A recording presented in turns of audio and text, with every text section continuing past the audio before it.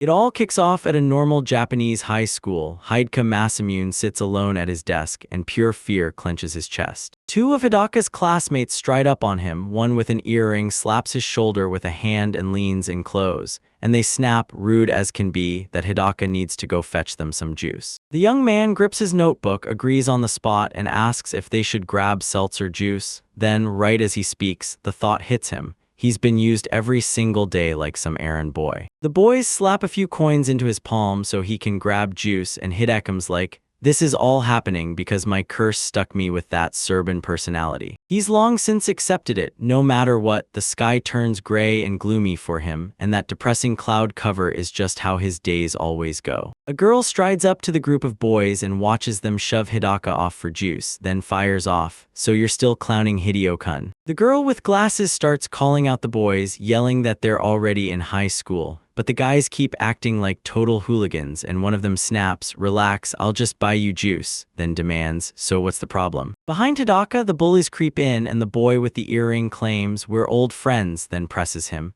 "So is it true?" Hidaka won't say a word, but the other boy jumps in, insisting it's true and that Kawashison was just wrong.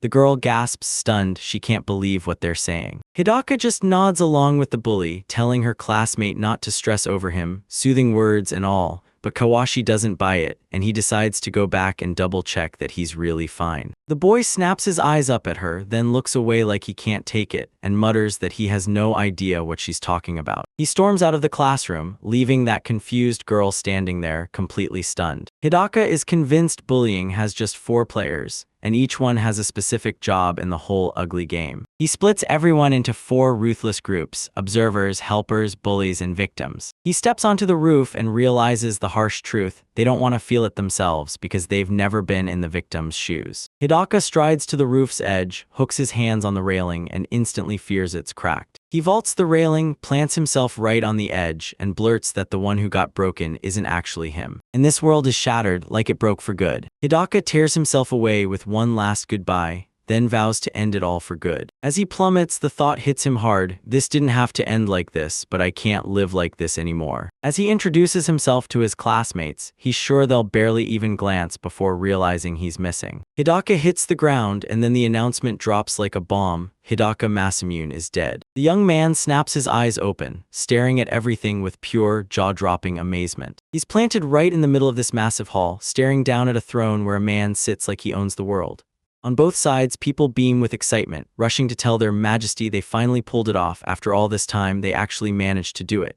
Hidaka can't help it. His mind races, wondering if that guy is even alive and where he's been hiding. The man on the throne leans forward and greets the heroes with open arms, bursting with pure joy that they've finally made it to him. Hidaka has no clue which heroes the guy is talking about, or what he even means when he blurts that out. Then Hidaka turns and realizes his whole class is standing behind him, staring, and the stranger introduces himself as Johannes Griberg, the 47th king of the state of Griberg. Hidaka snapped around, baffled that the whole class got dragged here, while the king sighed with regret for calling them all on such short notice.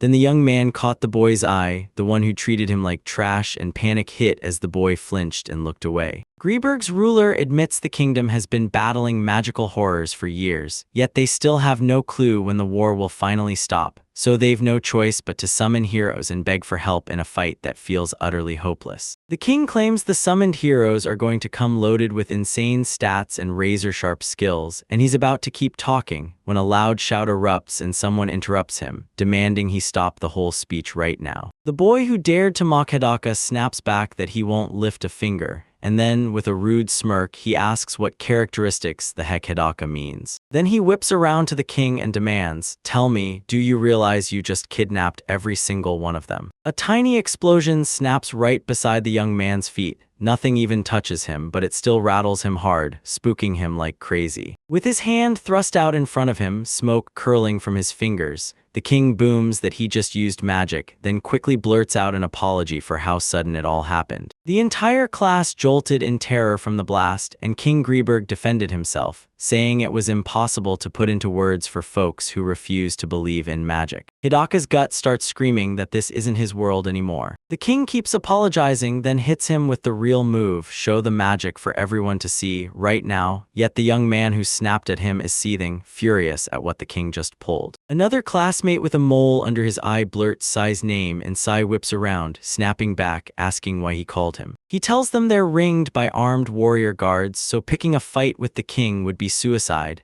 Then he says he'll hear them out because nobody really understands what's going on right now. The two girls jump on the same page as their classmates, then nudge Sai to shut it for a moment. Sai agrees, but the displeasure is scorching all over his face. The king tells everyone to chill. He has zero plans to kill the heroes he worked so hard to summon, and it wasn't easy at all to pull them in either. And then Sai blurts, "Wait, they're just high school students." His Majesty answers that every one of them, after the summoning, was handed a one-of-a-kind power and a specific profession, and the ones blessed with the title of hero are insanely gifted. The long-haired girl declares that once they shout the word status, everything will finally click into place. Sai drops the words and boom, his stat panel flashes on screen, revealing his full name, Sayaki Kita, that he's a level 1 sage, tagged as the hero with magic power, Fire Hammer. The girl jolts with surprise and rushes to the king, shouting that she's got amazing news. This boy is a sage, the highest class of knight, and he carries a sacred attribute. The girl whips her head toward the king and blurts that she's still stunned by everything unfolding.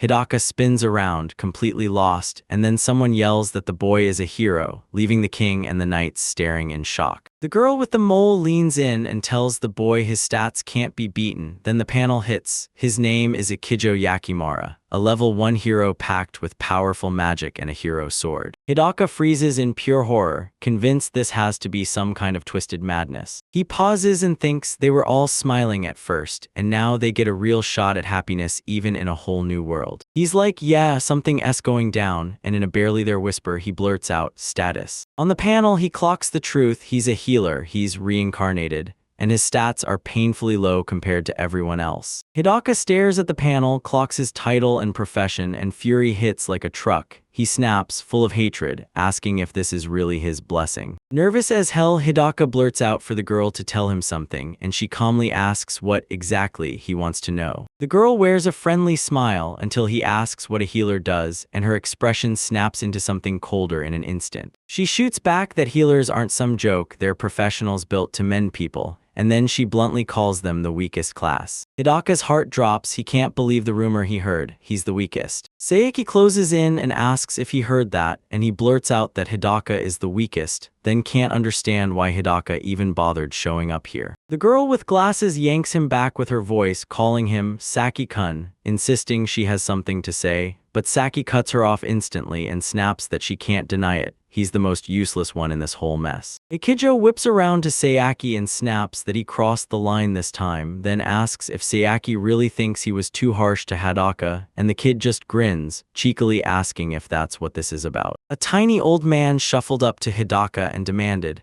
"Why does only your title say you've been reincarnated?" Every single head snapped toward him, waiting for his reply, and Hidaka reluctantly forced himself to start. Then the girl shot him a cold look filled with pure contempt. Hidaka, eyes darting away, finally admits he leaped off the roof. The old man gives him a nod and says straight up, "I get it." The girl pulls everyone in and dares them to spill what their future holds. She tells them the first move is enrolling in a special school, then diving straight into power training so they can stand toe-to-toe with magical threats. The girl yells for everyone to form a circle so she can teleport them straight to the student dorm, and Hidaka, turning his back on the crowd, realizes he can't keep living like this anymore, so he takes his own life. Seiki snaps that Hidaka is still useless, even after everything they've been through, and then basically says being a healer beats sitting around unemployed. Hidaka keeps replaying it in his head, and even with that realization, his brutal everyday life still drags on around him. Sayaki tells him, "Don't worry, nobody will remember me anyway," and Hidaka can't help but think, even in some other world, it all plays out the same. Hidaka can't shake the feeling that even in this world, Seiki still treats him like trash. Then Seiki's about to head out and Hidaka's like, Wait, is it really that funny to you? He whips around and fires off the question again. He strides up to Hidaka and demands what he just said, but Hidaka brushes it off and snaps that he's already sick of Saeki.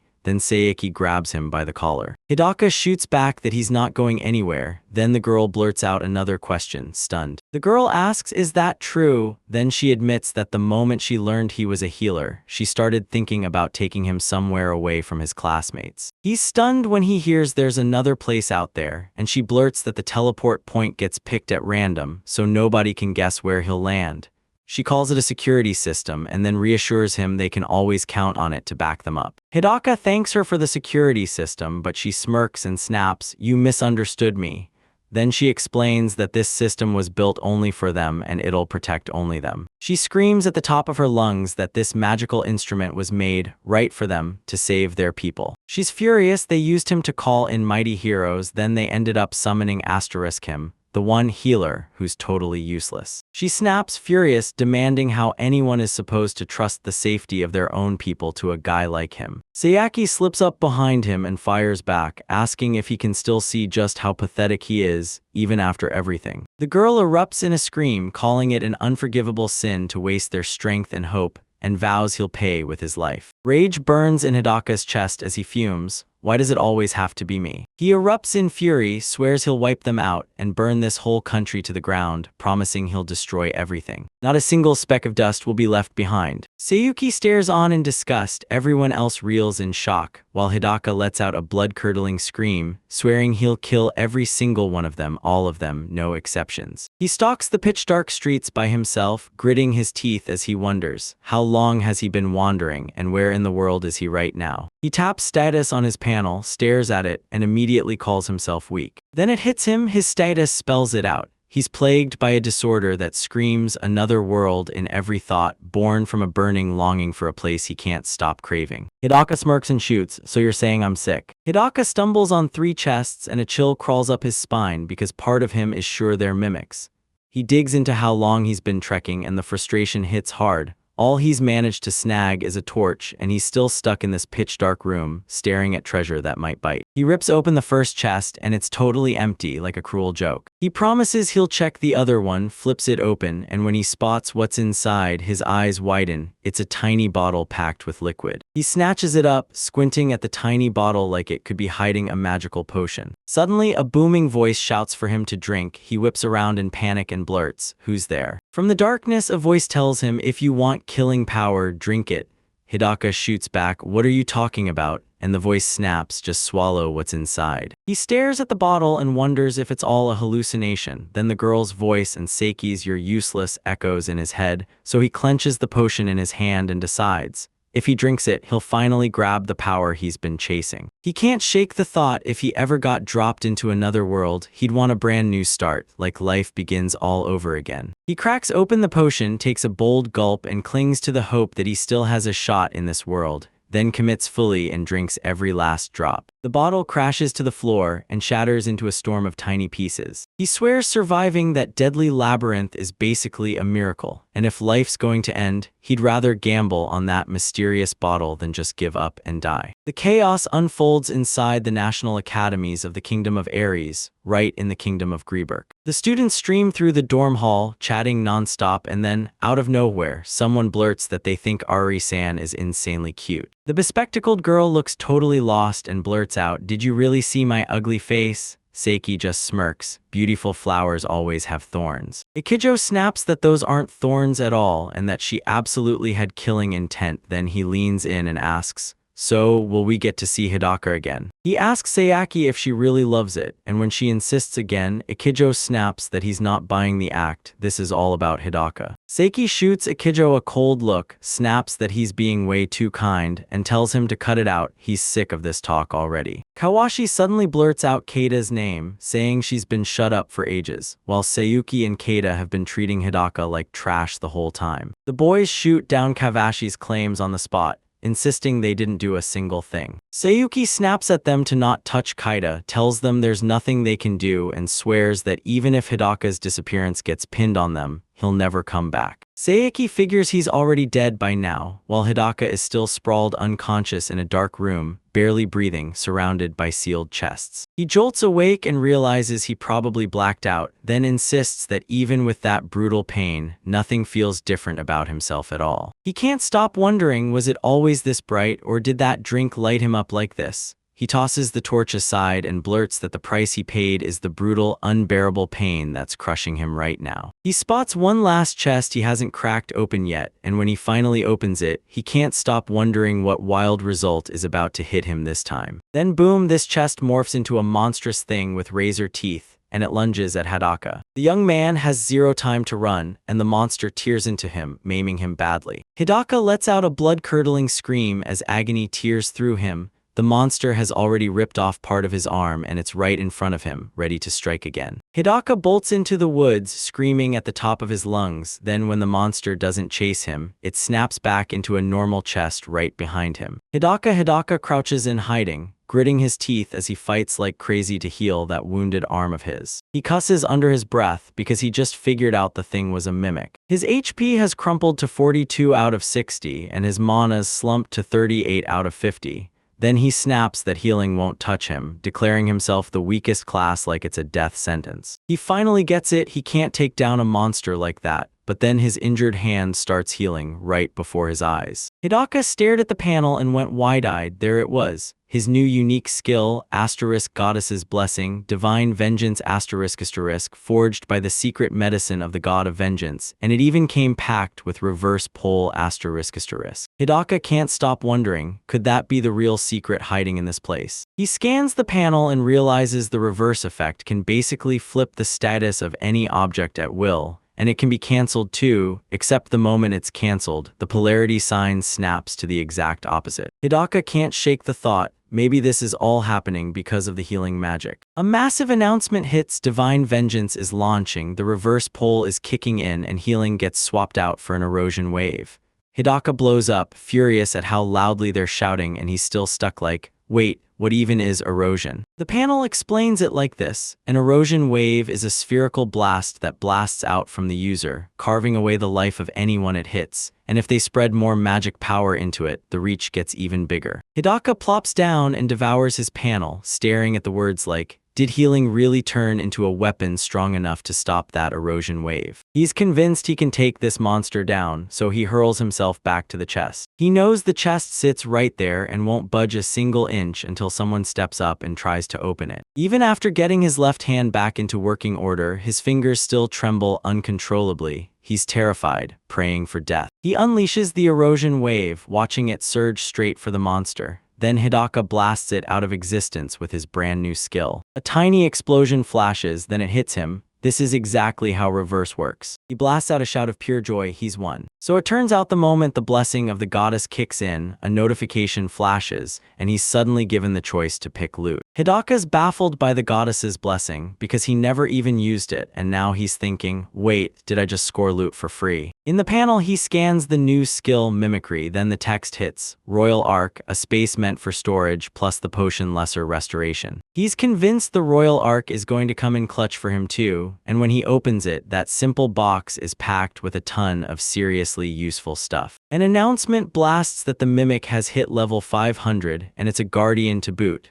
Hideka's jaw drops because this monster is insanely strong. Level up alerts keep blasting onto his screen in massive waves, and he can't help wondering, how long is this non-stop storm going to last? A notification pops up and tells you the healing just jumped up, all because your level went higher. Hidaka's jaw drops, magic has levels too, and somehow his healing skill just skyrocketed. But the notifications keep bombarding in huge waves, and it drives Hidaka absolutely nuts. Hidaka yanks his eyes to the stat panel and freezes, stunned, because his level, skills, and abilities have skyrocketed like crazy. The young man stares at the panel and blurts out, I don't know what this world considers strong, so how can I be sure I'm strong with a level like this? He can't stop replaying his classmates in his head, and dread crashes in. What if they're all way stronger than him? The young man stares into the black corridor and decides right then, no more waiting, he's going to push forward. As he strolls along, a huge mysterious gate suddenly comes into view. He's sure something huge is waiting for him beyond those gates, and before he can even hesitate, he lunges forward and tries to yank them open. He can't crack the doors open by himself, so he's left staring at them like they're mocking him, and then it hits him,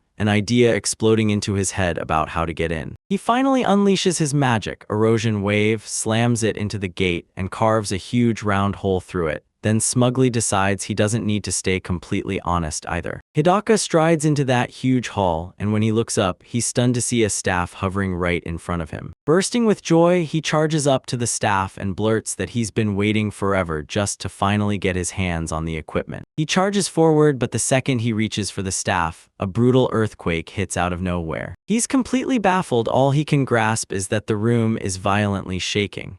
Then Hidaka hears a brutal bang booming from above, looks up, and sees the ceiling split wide with a monstrous crack as it keeps tearing apart. The ceiling gives way at last, and a violent crash slams something onto the floor. Hidaka's stomach drops as real horror claws in. A giant in knight armor slams into view right in front of the young man and whips a massive sword toward him. Hidaka can't even wrap his head around the fact that this monster could be the guardian of that staff. But the blade almost takes his head off before he twists out of the way at the last second. The guard slams his sword to the ground so hard it explodes into flying shards that rain down on Hidaka. He knows this guy is terrifyingly strong, but he feels his resistance skyrocket, and he's convinced he can beat him. Hidaka flares his protective aura and realizes the giant just buried his sword so hard into the ground that it's jammed. He can't even yank it free. The young man snaps into it. This is his moment to crush the enemy, and he launches a brutal magic attack. He slams the guard hard and cripples him, then the knight drops to his knees, clutching the brutal wound. Thinking it's over, the young man lets himself believe he's already won, and when he realizes it actually went down way easier than he expected, shock turns straight into relief. The guard snaps to his feet and smashes Hidaka with a brutal blow. Hidaka rockets back into the wall and it cracks on impact. The knight pushed himself up and the young man's stomach dropped. Didn't he already beat him? Hidaka starts mending himself right away, realizing that without the protective aura, things would have spiraled into something far worse. After leveling up, he suddenly snaps to the truth, too cocky now, and he's just a healer. So he stops overthinking and decides it's finally time to unleash his full power. He lunges at the enemy with every last ounce of power, and his attack hits way harder than it did before. His punch slams into the knight and everything goes still. Hidaka snaps to the truth. This is the end. The guardian doesn't just fall, it vanishes in an instant. A notification pops up, new stuff unlocked, the Elder Knight's sword and skill upgrades, and then it hits. Mimic style lets you hide your status at a higher level. Hidaka's jaw drops because it can seriously work like that. The young man stares at the panel and freezes. He's already level 212. Then he blurts out the worst part. His magic level is a measly 5, the lowest of all. He still remembers that girl who sneered that he was from the weakest class, and he keeps denying her cruel words in his head, because deep down, he's sure they'll finally see she was wrong. A notice blares that he's just been handed a brand new magic item, Holy Wrath charged with the Holy Attribute and Holy Light, and Hidaka grips it tight, then studies it with laser focus. He spots the notification, magic item, and his face lights up instantly, like he just found a future ace up his sleeve because he's certain he'll need it someday, no doubt. The action kicks off at the Kingdom of Ares, National Academy, Training Ground Number 1. The drained boy crumples onto the floor and the teacher leans in to ask how he feels. He snaps back, "I'm fine." But the teacher warns his magic circle is unstable and demands his full focus. Teacher Philip Butler praises the boy's explosion magic as insanely powerful, strong enough to be a nightmare to control, so he demands the boy learn to wield it without chanting or any magic circle. Philip warns that if he can't pull this off, there's no way he'll ever beat even the most basic demon. He tells the boy that becoming a hero is his duty, and the boy nods, fully agreeing. Under a shady tree, Saeki and his comrade hunch in close, eyes locked as the whole scene plays out before them. Saeki, furious and down about it, insists they don't have any magical power, and when the other guy says he didn't hear right, he snaps back again, demanding what their magic is even supposed to do. Saeki says that in the end, only one boy out of all of them will be able to use his magic. Then his friend fires back, Now I get why you keep thinking about that kid. He looks Sayaki dead in the eye and says, we're just decorations. Being a hero and being called one are totally different things, and there's nothing we can do to change that. Sayaki's heart drops with crushing disappointment, but she swallows it down and nods along with her friend's words. Hidaka chugs down a strong drink like it's fuel. He strides down the hallway, bottle in hand, and admits that even though it's his first time drinking sake, he thinks it tastes absolutely incredible. He considers himself insanely lucky. He stumbled on a food warehouse, and just like that, the whole food problem is handled for now. He spots a massive door, cracks it open, and peeks inside. Then a voice immediately booms, "You made it here." A sharp-eared man on the throne leans in and greets Hidaka like an adventurer, but Hidaka's just frozen, totally lost, staring in stunned disbelief. He takes a hard look around, and the air in this place hits him like it's nothing like anywhere else. A man leans in and asks Zuri, this strange flying-eye creature, how many years have gone by since the last adventurer showed up. The one-eyed beast with a tail and bat wings snaps back that roughly 150 years have gone by. The man snaps out of it, stunned to realize just how much time has somehow slipped by since that moment. He springs up from his throne and roars, "Today's a holiday for them." He storms up to Hidaka, announces he's Sheolan, the Snake King, and orders the young man to start. He steps up to Hidaka and challenges her to a fight. Right now, Hidaka feels a gut-drop twist inside him, and he snaps his eyes away to see what's coming. The Snake King drove a sword straight through his belly and roared that he'd finally remembered this feeling. Then he yanked the blade free, cackling, and said this was the most wonderful sensation in the world to him. The young man panics like he can't breathe at all, and Sean snaps back that he's not just let down, this is the adventurer he'd been waiting on for 150 years. As Hidaka focuses on healing, the king storms off and snaps that they've grown way weaker since then. Then Sean whips around to the youth and asks, "So, are you a priest?" Zuri begs for a moment to check his traits, and the magical creature blurts out in shock that the kid is a healer, while the Snake King insists there's no way a healer could have made it to him alone. Zuri blurts that something's off because the king doesn't get a word of what the creature's saying. So he presses for the truth, and the creature tries to tell him the young man's got serious skills, but it never gets the chance to finish. Hidaka grabs the staff and blasts the creature with holy light. One crushing swing later, the magical beast shatters and evaporates on the spot. A message bursts onto your screen. Boom, the goddess's blessing is live, and now you've got to rush in and claim the loot. The king roars that the youth has the audacity to attack, and that he's craving it. Hidaka pulls ahead of him and lands his attack first. He unleashes a magical blast, locks onto the Snake King in his mind, and for a split second he can't help wondering, was that the moment everything ends for him? But Sheon somehow slips the magical strike at the last second, right as the king erupts, screaming what kind of magic that is, only to realize his sword has been cleaved clean off. Hidaka's furious, only his sword got wrecked, and it's driving him wild. The king lashes out, wounds Hidaka, seethes that the young man killed Zuri, and then demands his sword be taken away. Hidaka crumples to his knees from that brutal hit, and Sean leans in asking if this kid really still thinks he'll walk out alive today. Hidaka patches himself up, then freezes, because as the Snake King rockets around, he can't track a single second of his speed. The king stares at the staff and demands to know, did you create the magic that wiped out his magical creature? He's convinced this is true, but he can't figure out why there aren't any signs it's ever been used. Confused, Sean blurts that Hidaka is behind it all, but the young man shoots back that the flying eye already warned him he's a healer. The Snake King lunges and wounds Hidaka. He refuses to believe a word the boy says, convinced Hidaka is hiding his real status. The enemy snarls at Hidaka to spill the truth right before he swings to finish him,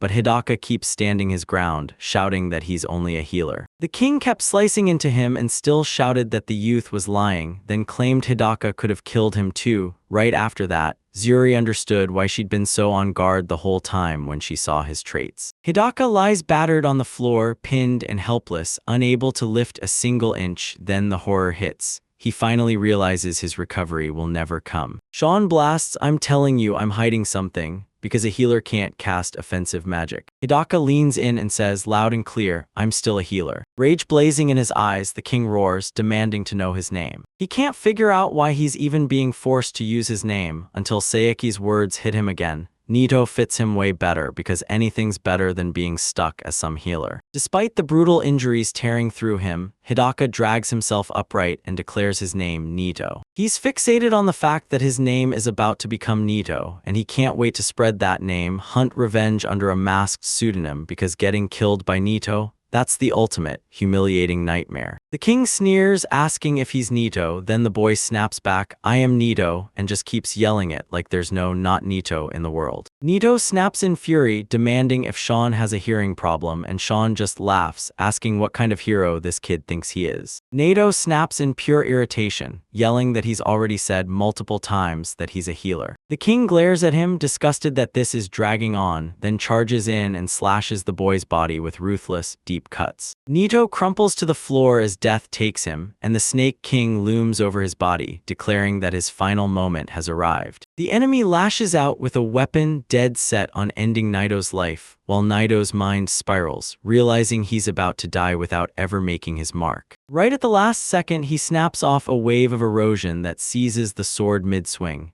then crashes straight into the king, and the hit lands so hard it catches him completely off guard. The defeated enemy stares in shock, baffled that the boy still has mana left to sling magic, and he roars that in all 150 years, nobody except Nito has ever been able to bring him down. Nito shoots back that the king's a beast in a fight, and Sean bursts into laughter at the kid's choice to judge his skill, mocking it like some kind of generous gift. The Snake King tells him to bury his real identity, but Nito can't wrap his head around why he's even supposed to hide it. Sean taunts him, saying even the Snake King, who lived for centuries and once ruled the whole continent, somehow still got beaten by him way too easily. With his life slipping away on the deathbed, he begs Nito one more time, "Tell me, are you really a healer?" And when the silence hits, he finally nods, certain the truth is in Nito's words. The king declares that the elementary class's legendary unknown magic will pull people in, and suddenly everyone's desperate to grab it for themselves. He's saying this world shuts the door on anything it can't grasp, keeps the weak down for good, so the only smart move is for the youth to bury his power and stay out of sight. Nito begs the king for permission to speak, and Sean leans in, demanding to know what the young man is dying to ask. Naoto presses him for answers, demanding to know if he has any clue about the god of vengeance. Sean recalls a man who told him all this, and in that memory, the man looks him in the eyes and admits he chose it for himself. The Snake King stays stone-cold silent until the young man blurts out, "Uncle," and suddenly it hits him hard, forcing him to replay everything that led up to this. He bursts into laughter, saying that the moment he heard that name, nostalgia hit him hard, and Nito grins, asking if that means the king might know something about him. Sean says, "Yeah, it was ages ago, but I still remember this nickname belongs to an adventurer."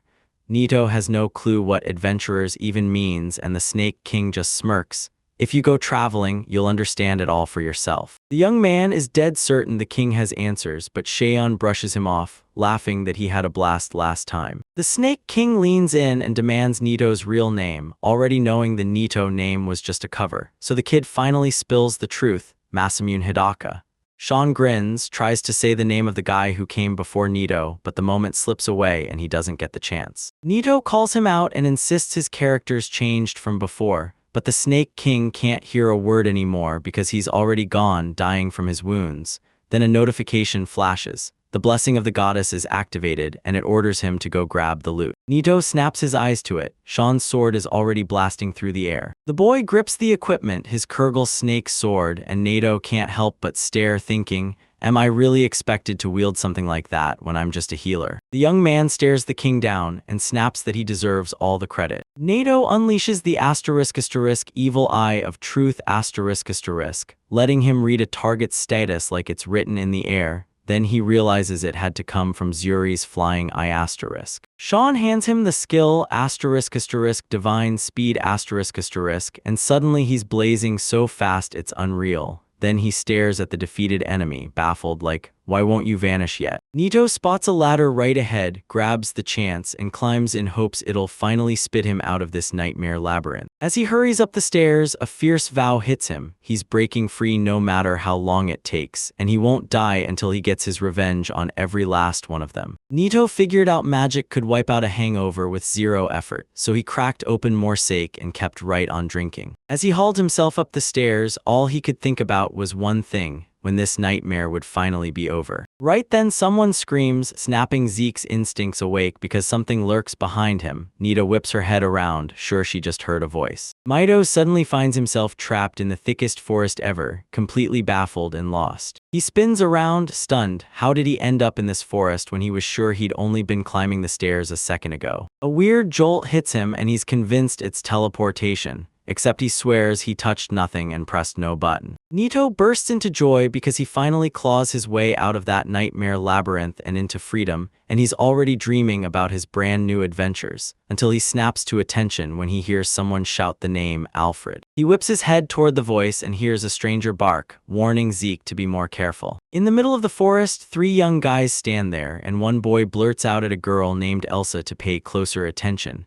Elsa snaps back that she knows exactly what to do without his help. The young man keeps grilling Elsa, insisting she didn't react at all, while Nito just shrugs and labels them normal people standing in front of him because right now, everyone's trying to crack who Nito really is and how he ended up here. The long-haired kid shrugs it off, says, "I don't care," and then pushes the idea that Nito might have overheard everything. He yanks his sword free, charges straight at Nito with pure menace, and tells his friends he plans to end him right now. That boy's sure Nito has been shadowing them, so he charges in with his sword, then Nito snaps, screaming at him to stop and drop the weapon, making it crystal clear he has no clue what that long-haired kid thinks he's talking about. The boy shuts him out and slams into the attack. He swings his sword, but Nito snaps out of the way at the very last second. The swordsman's ready to strike again, then Nito vanishes from the enemy's eyes out of nowhere, and pure shock hits him hard. Nito bursts up behind the boy, yelling that he'll never let him finish what he started, sword gripped in his hands and pressed straight to Elsa's neck. The kid snaps curses with his katana, saying he caught him off guard, then Nittle tells him to stay put, only for him to grin and say he's not here to fight, he just wants to ask something. Nito demands the boy obey, then, right away, he orders him and his friend to slide their swords back into their sheaths. Elsa tells Zeke they're already finished. Nito moved so fast she couldn't even track a single step, couldn't feel him closing in at all. Yet the boy still grips his sword tight, zeroing in on his next strike. The boy finally realizes they're slipping into total defeat, so he drops the sword, throws up his hands and yells they surrender, then pleads for his girlfriend to be spared. Nito gets a weird, familiar gut feeling. He doesn't trust that young man at all, and he's sure this is just another cheap trick. Zeke grins and says he even dropped his hands off the sword, but Nito still doesn't buy it.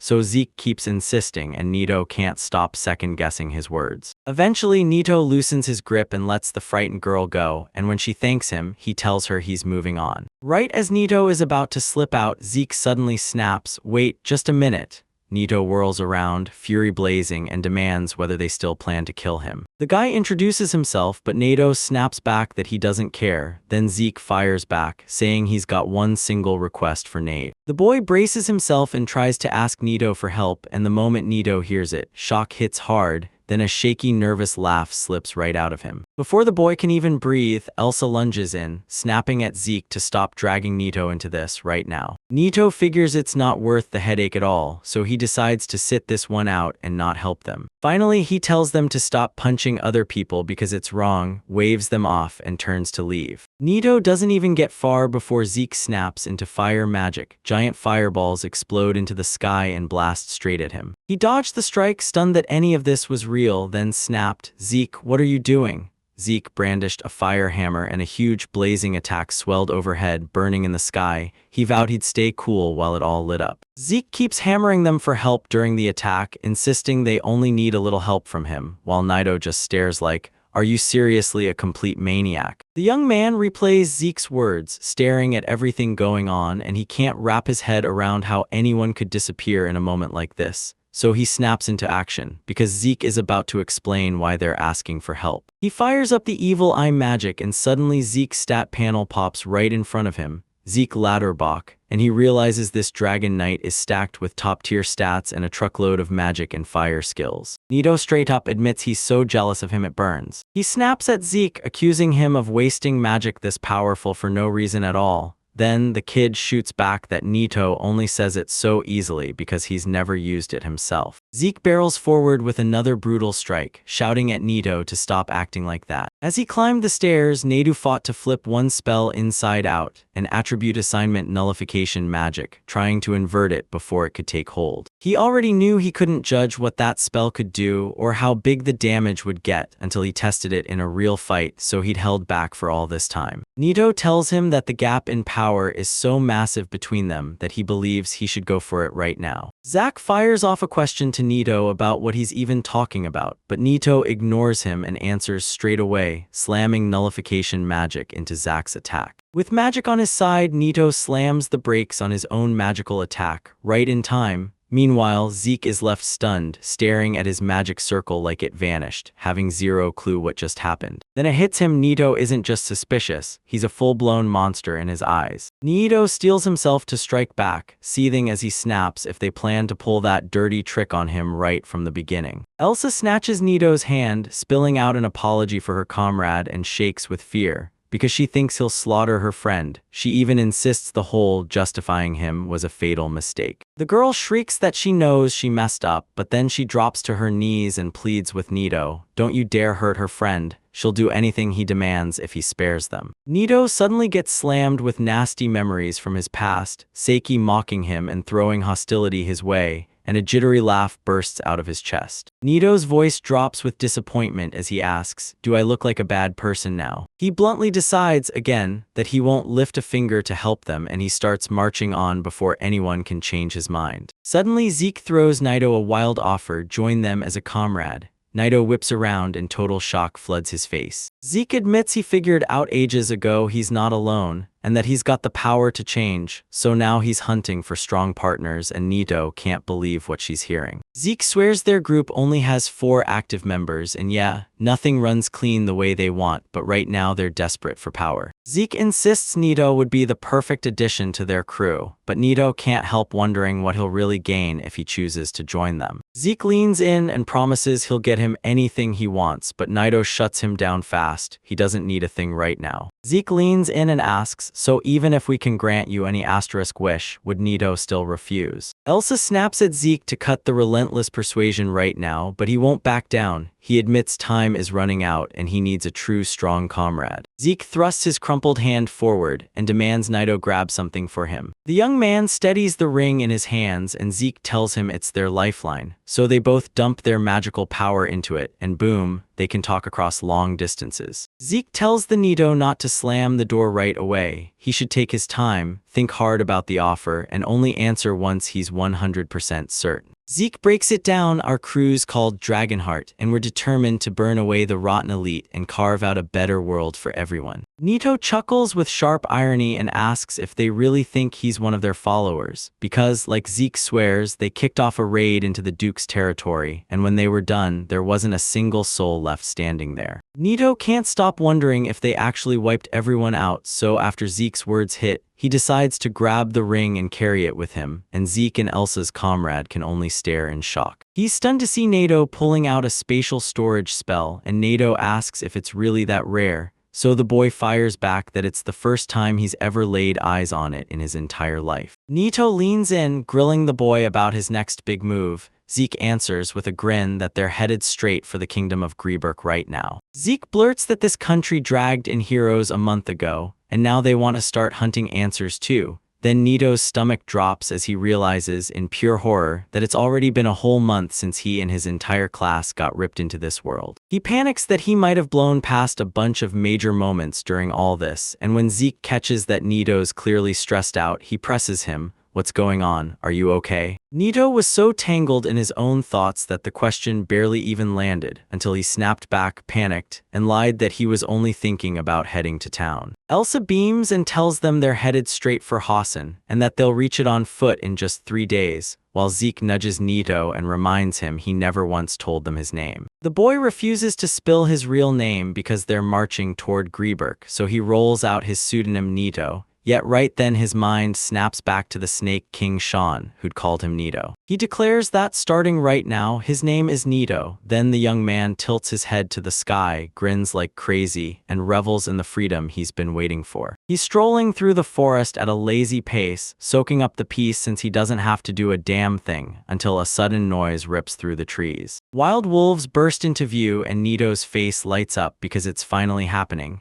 This is it, another world. Nito says things are getting heated fast, and he just needs to blow off some steam. At first, he tries to read their condition with magic, and what he discovers leaves him reeling. He clocks that they're way too low for him, level 8, and then it hits him. Zeke had 48, so he assumes that's just how things work in this world. He's geared up and declares it's go time. Now he's ready to start raking in loot. Nato catches a respectful shout to duck, and then right as he lowers his head, someone rockets past him straight toward the wild wolves. In just a few seconds, this man wipes out the entire pack of hunting wolves. No struggle, no effort, then warns Nito that this place is a death trap for them. The wolf slayer turns out to be a tiny, short-haired cutie, and right away she asks Nito, "Are you hurt?" The young man snaps back that he didn't get a single wound, but as soon as he says it, dread creeps in. This is way too much for him to handle. Right when the girl boasts that Nito's life is finally safe, even though it felt like death was seconds away, Nito still pushes forward and checks his stat panel, and there he learns. Her name is Shara Eckhart. She's a senior knight and she's level 32. The girl closes in on Nito and confusion hits her when she realizes his face isn't exactly smiling at her words, while Nito's body goes tense, scared to death of being this close to Shara. A sharp voice booms from the carriage, "Miss Shira," and she hurries in right beside Nito, sliding into the ride with him. The guy sitting there isn't just some random, he's a merchant. He flashes a friendly smile and goes, "I'm William Vector," then introduces his cabman Kays. He says with a dry smirk that he's genuinely happy to meet you. The girl introduces herself as Shira Eckert and then keeps her eyes locked on Nito, not blinking once. Under that relentless stare, Nito finally blurts out the nickname he picked, only for Shira to call it a pretty weird name. And now Nito can't help but wonder what the heck is going on with her. William tells Naito they're hauling goods straight to Rathausen, and with a grin he says he ran into Ms. Schur completely by accident while he was hunting for an escort in the capital. Naito sighs and admits he'll probably just trip them up on their journey, but the merchant won't hear it, saying the more companions they gather, the smoother their trip will be. The man bursts into praise, eyes shining as he tells her how she clocked something was off and acted in a split second, leaping out of the carriage so fast he didn't even get a moment to understand what was happening. He confessed that until this moment he'd never laid eyes on the White Royal Knights in action, even though he'd heard everything about them, while Shara kept it humble, insisting she didn't do anything special. Naito can't help but wonder who the Royal White Knights even are, and William is blown away that this young guy knows absolutely nothing about them. He explains that Rathausen's capital is ruled by a royal family that's kept the throne for generations, and right now, the king calling the shots is Arnold Rathausen. William keeps going, saying the Royal White Knights are stationed right in the capital,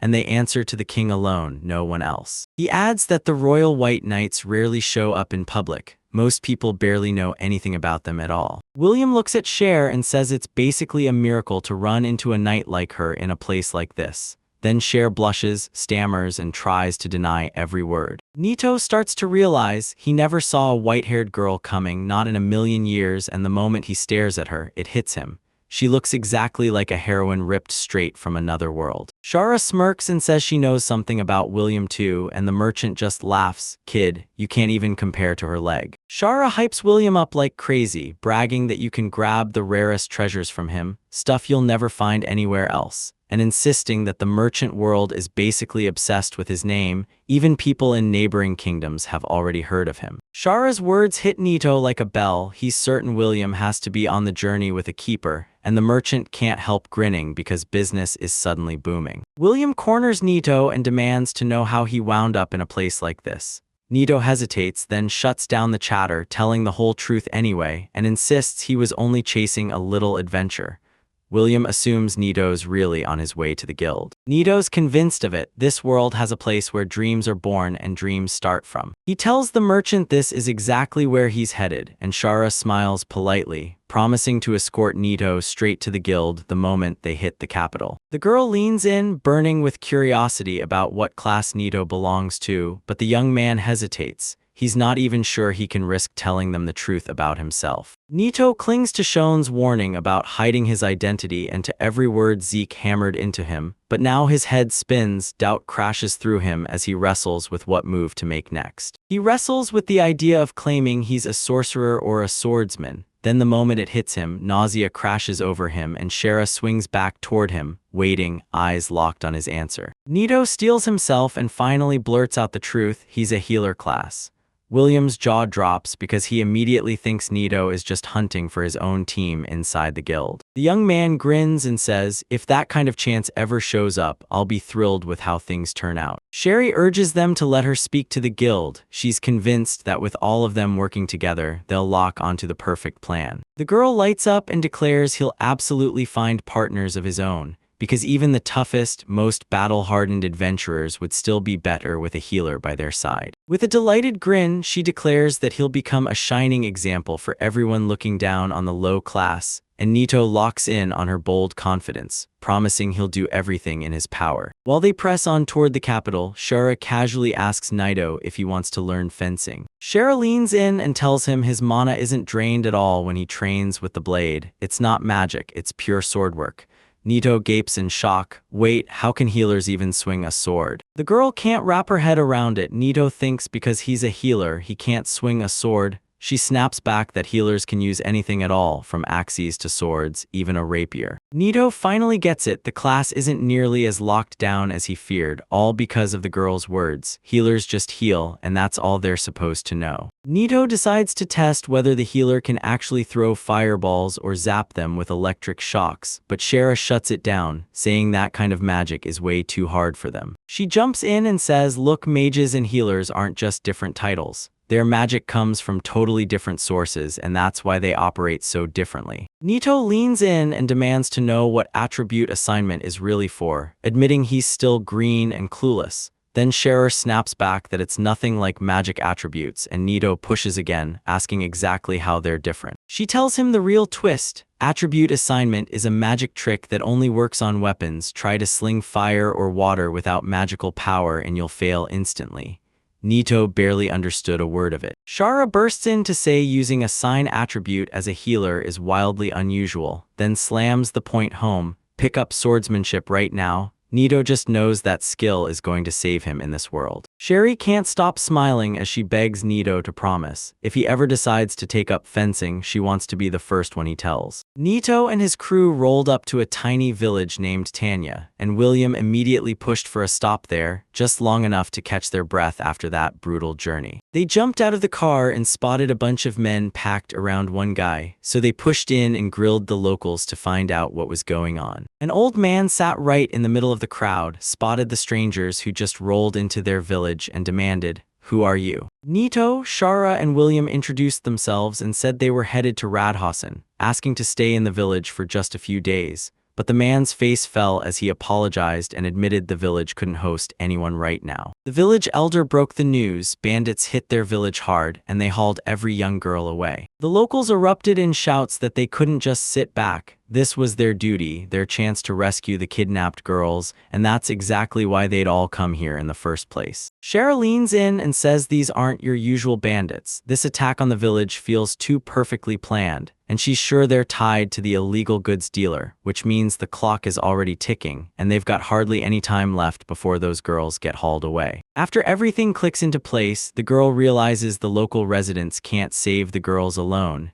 and she pushes for outside help. Shara stands her ground, voice blazing, and declares she'll go save the girls for them. The village chief snaps that this isn't right because they're guests in town. Then William fires back, saying they're not guests yet, and the elder should trust them. That merchant boasts that Kaya's and Shira will wipe them out with ease, because both of them are insanely strong. Shara pushes through to the villagers, demanding any clue about where the bandits' camp is hiding. Then the crowd erupts into chaos, and out of nowhere a guy screams, "I know the exact route." Young Jake steps up, jaw set. He declares he's been tracking the bandits from the very start of their attack, and while the adults were out hunting, he slipped after them through the woods, leaving marks on the trees like breadcrumbs. After he finally climbed that mountain, he spotted their camp, and there was his mother, locked behind bars with all the other girls. The elder drops the truth Jake's mom is the only family he's got left, and Shara snaps that they have to move right now before those girls get snatched. Jake swears he can lead them straight to the bandit camp, then yells, full volume, that he'll save everyone no matter what, and the four of them scramble up the mountain to spot a bandit camp sitting right in front of them. Shara demands the boy go back alone to the village, saying she can't let him stick with them because the deadliest part is about to hit. So Jake snaps to it, agrees fast, and slips away in silence. Nito watches the bandits and the kidnapped girls, and it hits him. This whole nightmare feels just like a specific moment from a certain game. Shara leans in and softly tells Nito, "I'll signal you the moment me and Kaze are done clearing this place." Then she smiles and asks him to wait right here. Shara tells him healers don't use offensive magic, and Nito jumps in. He'll stay put, tells her not to worry, and promises he'll rush to her side the moment anything goes wrong. Nito watches the girl walk off, steam rising because she tells him to wait here, like he, the healer, isn't the one who should be moving.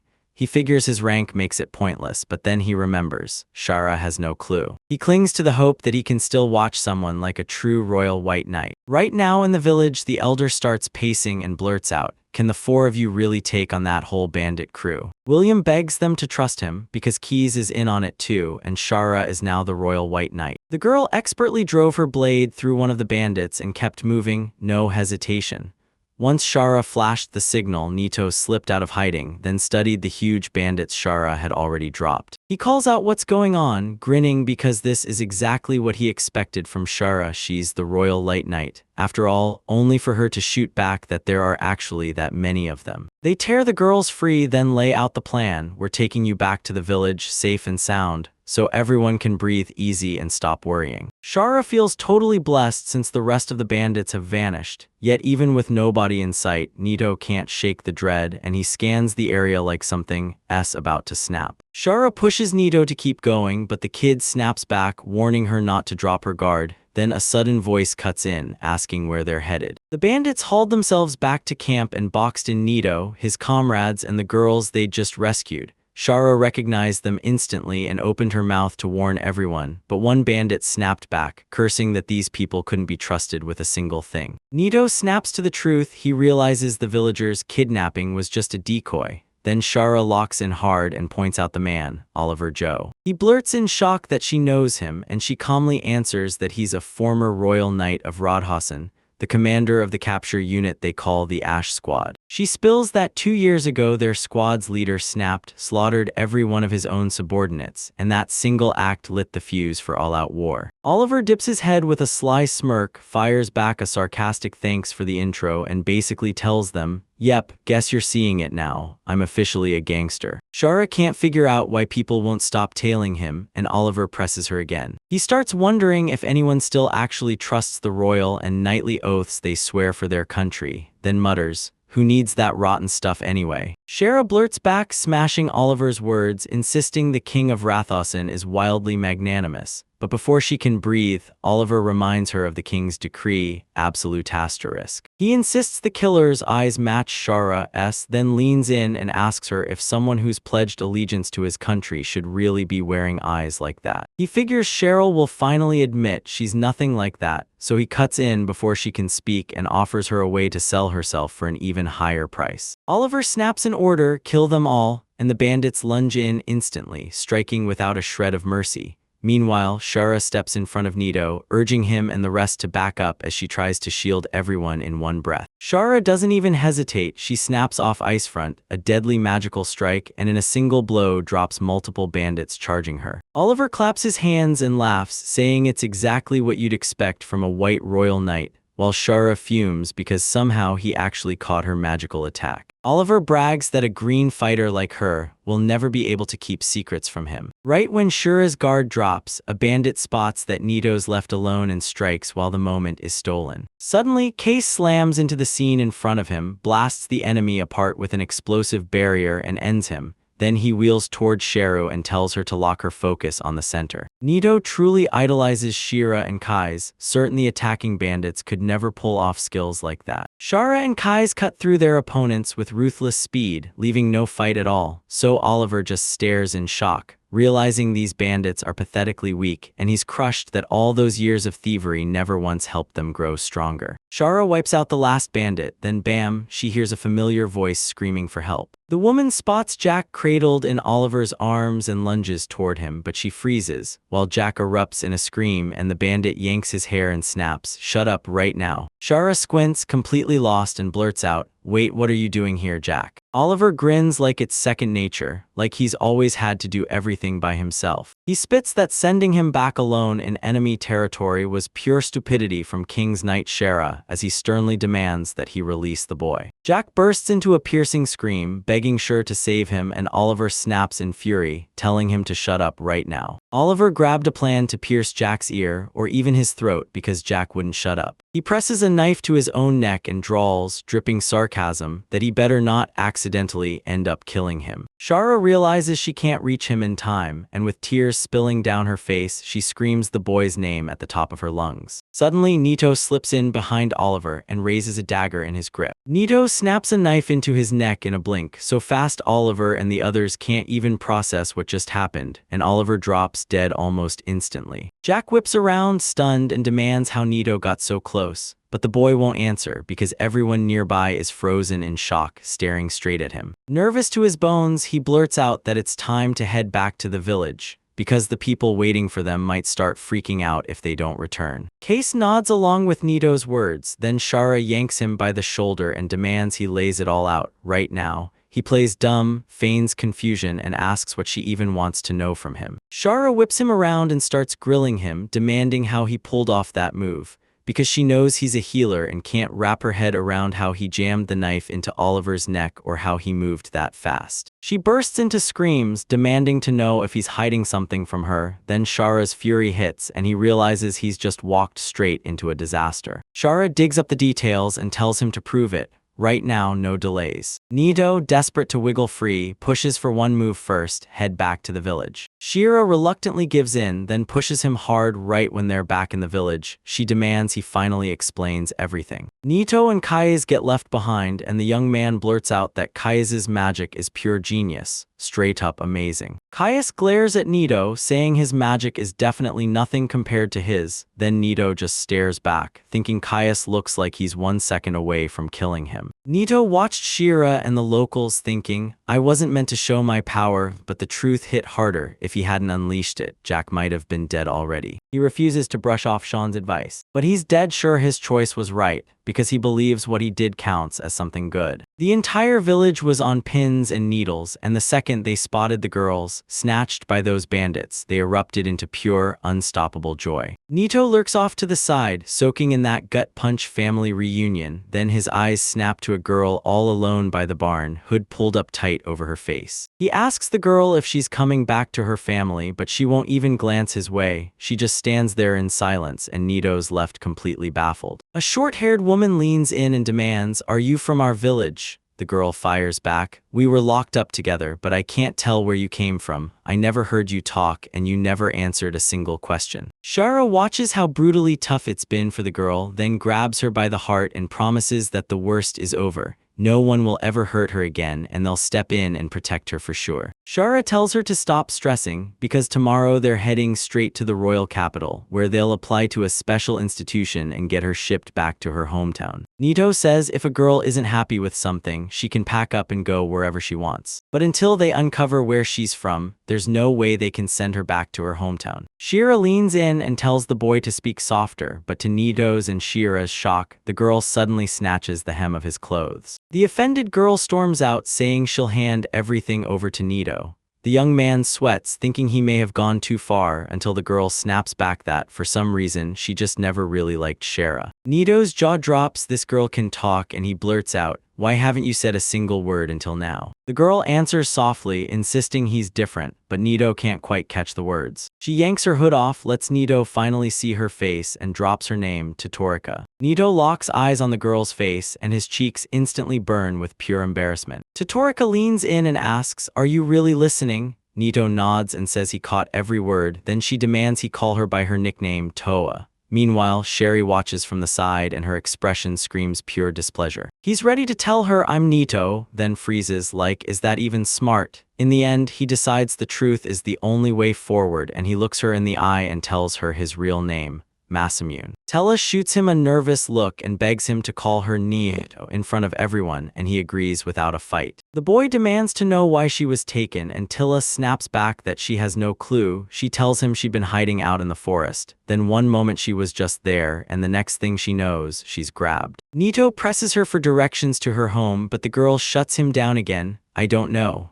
So Nito decides they'll just have to wait it out, and Tilla nods right along, fully on board. As they cram supplies into the wagon, Case leans in and quizzes William about the day's chaos, only for William to fire back, wondering what Nita could do if he ever became a royal knight. Case figures this could be something huge, and then he remembers how Nito crushed Oliver with nothing but a tiny sword fragment. No tricks, no extra power, though what truly worries him is the class Nito is stuck in. William frets that Nito might snap and turn violent someday, and it's ironic as hell to see an adventurer like him sitting in a class that's totally wrong for his vibe.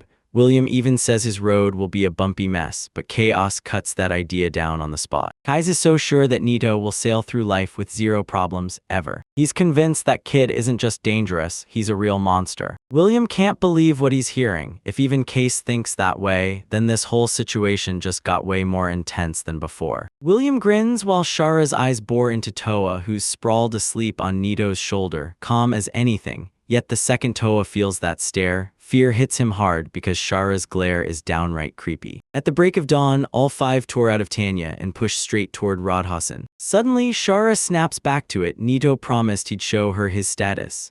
She can't wrap her head around how a plain healer like him crushed an opponent as brutal as Oliver so effortlessly. She's praying this time he finally gives her a real, believable answer, so she snaps, furious, "You're really just a simple healer, right?"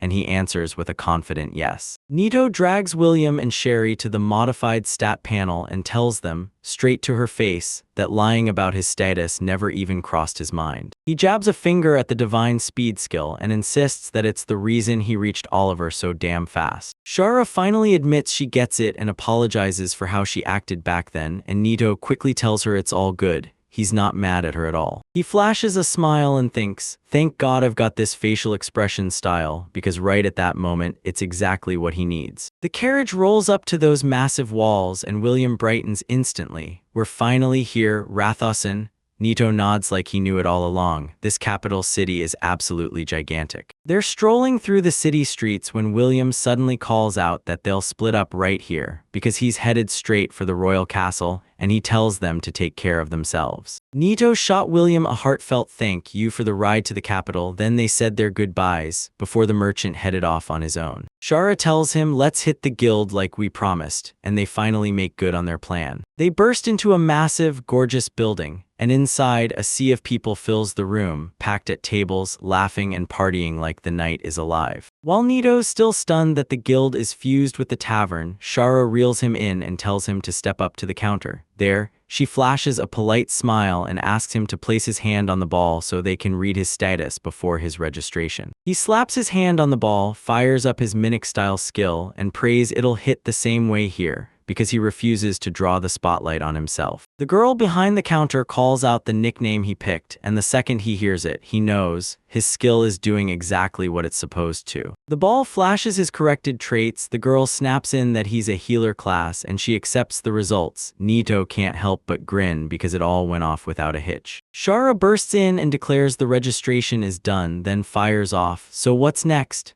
Nito pauses, thinks hard, and asks Toa if she's ready to hit the government right now. He tells them they can dig up clues about her hometown there, but the girl keeps dodging it, insisting they do it later, and Nito clocks it instantly. Toa's gone gloomy. The young man fires off the question, Want to be an adventurer with me? And the girl, without even hesitating, throws her yes right back at him. Suddenly, someone strides up to Nito and slaps a hand on his shoulder. A hulking, bearded drunk with a mug in his hands stumbles up and asks Nito if he wants to share girls with him and his buddies, bragging that he's already got 2 lined up. Nito politely refuses, saying these girls are his friends, but the second the words leave his mouth, his thoughts snap, man's clinging to him way too hard. With rage in his voice, the man snaps, asking if they should just head out like they're only his friends, nothing more. He shoots back, asking if Nito's nothing but a healer, then starts mocking him, saying all he can do is scarf up the group's leftovers, and if trouble hits, he'll scamper straight back home to his mommy. The Toa glares at the whole scene with pure contempt, then snaps to attention when the man declares they're C-rank adventurers, like that somehow proves they'll handle things perfectly. Shara steps in mid-conversation, snaps that the man owes an apology, and the guy fires back, "Why do we even need this guy?" Then smirks that he'll tag along, keep them company, and guarantee it'll be fun. Suddenly, a bunch of young guys in night uniforms storm the guild, and it hits home. They're here hunting for Shara. The girl rushes up to Shara, drops to her knees, and blurts out, she finally found her. She's over the moon that Shara made it back safely to the capital. Shara then turns to a girl named Annette and says they haven't seen each other in forever. And Nito just stands there, stunned that Shara gets treated with that kind of deep respect. Annette whips around to Nito and demands who these people are, and Shira shoots back that the guy isn't even worth a second of her attention. Then she steps up and introduces Nito and the Toa, telling them, "I met you on my way to the capital, and I promised I'd walk you to the guild the moment we hit the city." Nito tells Annette that Shara's been taking care of them, and a bright, happy Annette can't help but ask, "So, does that mean it's time for me to head back to the castle?" Rage starts to blaze in his chest as he grabs Shara by the collar and snaps that she's clearly brave for ignoring every word he threw at her. Annette slams him to the floor, yanks his arm around, and roars at him for daring to touch Shirasama. Then the man shrieks, "It hurts." After dealing with him, Annette tells Shara to get out, and Nito just stares in shock, because he can't believe how effortlessly Annette wiped that C-rank adventurer. Right by the guild, the sheriff bids her farewell, and right before they finally split, she grabs Toa's attention and asks if she's truly sure she doesn't want to join the government. Then Tella flashes back, "No worries, I'm good," and says she doesn't need it right now. Shara tells everyone if anything goes down, say you know Ekerert, then orders Nito to watch Tella, and the young man answers with a confident promise. She can absolutely count on him. The boys start plotting their next move, but Nito's mind slams into one brutal fact. They've got 0 money, not a single coin. Suddenly, a woman strides up to them on the street, stares at their clothes, and blurts out how wildly interesting they are. She drags them straight into her shop, and when she realizes they're traveling with 0 money, her face drops as she blurts, "In this world, going broke means you're one bad day away from dying." She spots Nito's clothes and recoils, they're filthy. Still, she smiles and insists she'll trade them for fresh ones, and she'll even hunt down something nice for the girl too. Nito admits their clothes are wrecked, and the woman immediately shuts the worry down, saying the fabric is so expensive that tossing it out would be pure, unforgivable indulgence. Nito's jaw drops when he learns his just a school uniform costs a fortune. Then he grins and happily swaps it out with the shopkeeper's offer for brand new clothes. She starts rifling through clothes and demands to know what class Nito belongs to, convinced he's either a warrior or a hunter. Then the boy just smirks and says, "I'm only a healer." She's stunned, and Nito just tells her, "Yeah, it's a long story." The woman shuts the whole interrogation down and stops pressing him any further. She hands him a small bag and tells him it's meant for one thing, so he can haul all kinds of potions and medicinal herbs. Nito fires the question, "Can the healer use herbs?" And the seller's jaw drops like, "Wait, you didn't know that?" She explains that healers can only cast weak healing magic, so nobody stops them from boosting the spell with third-party additives.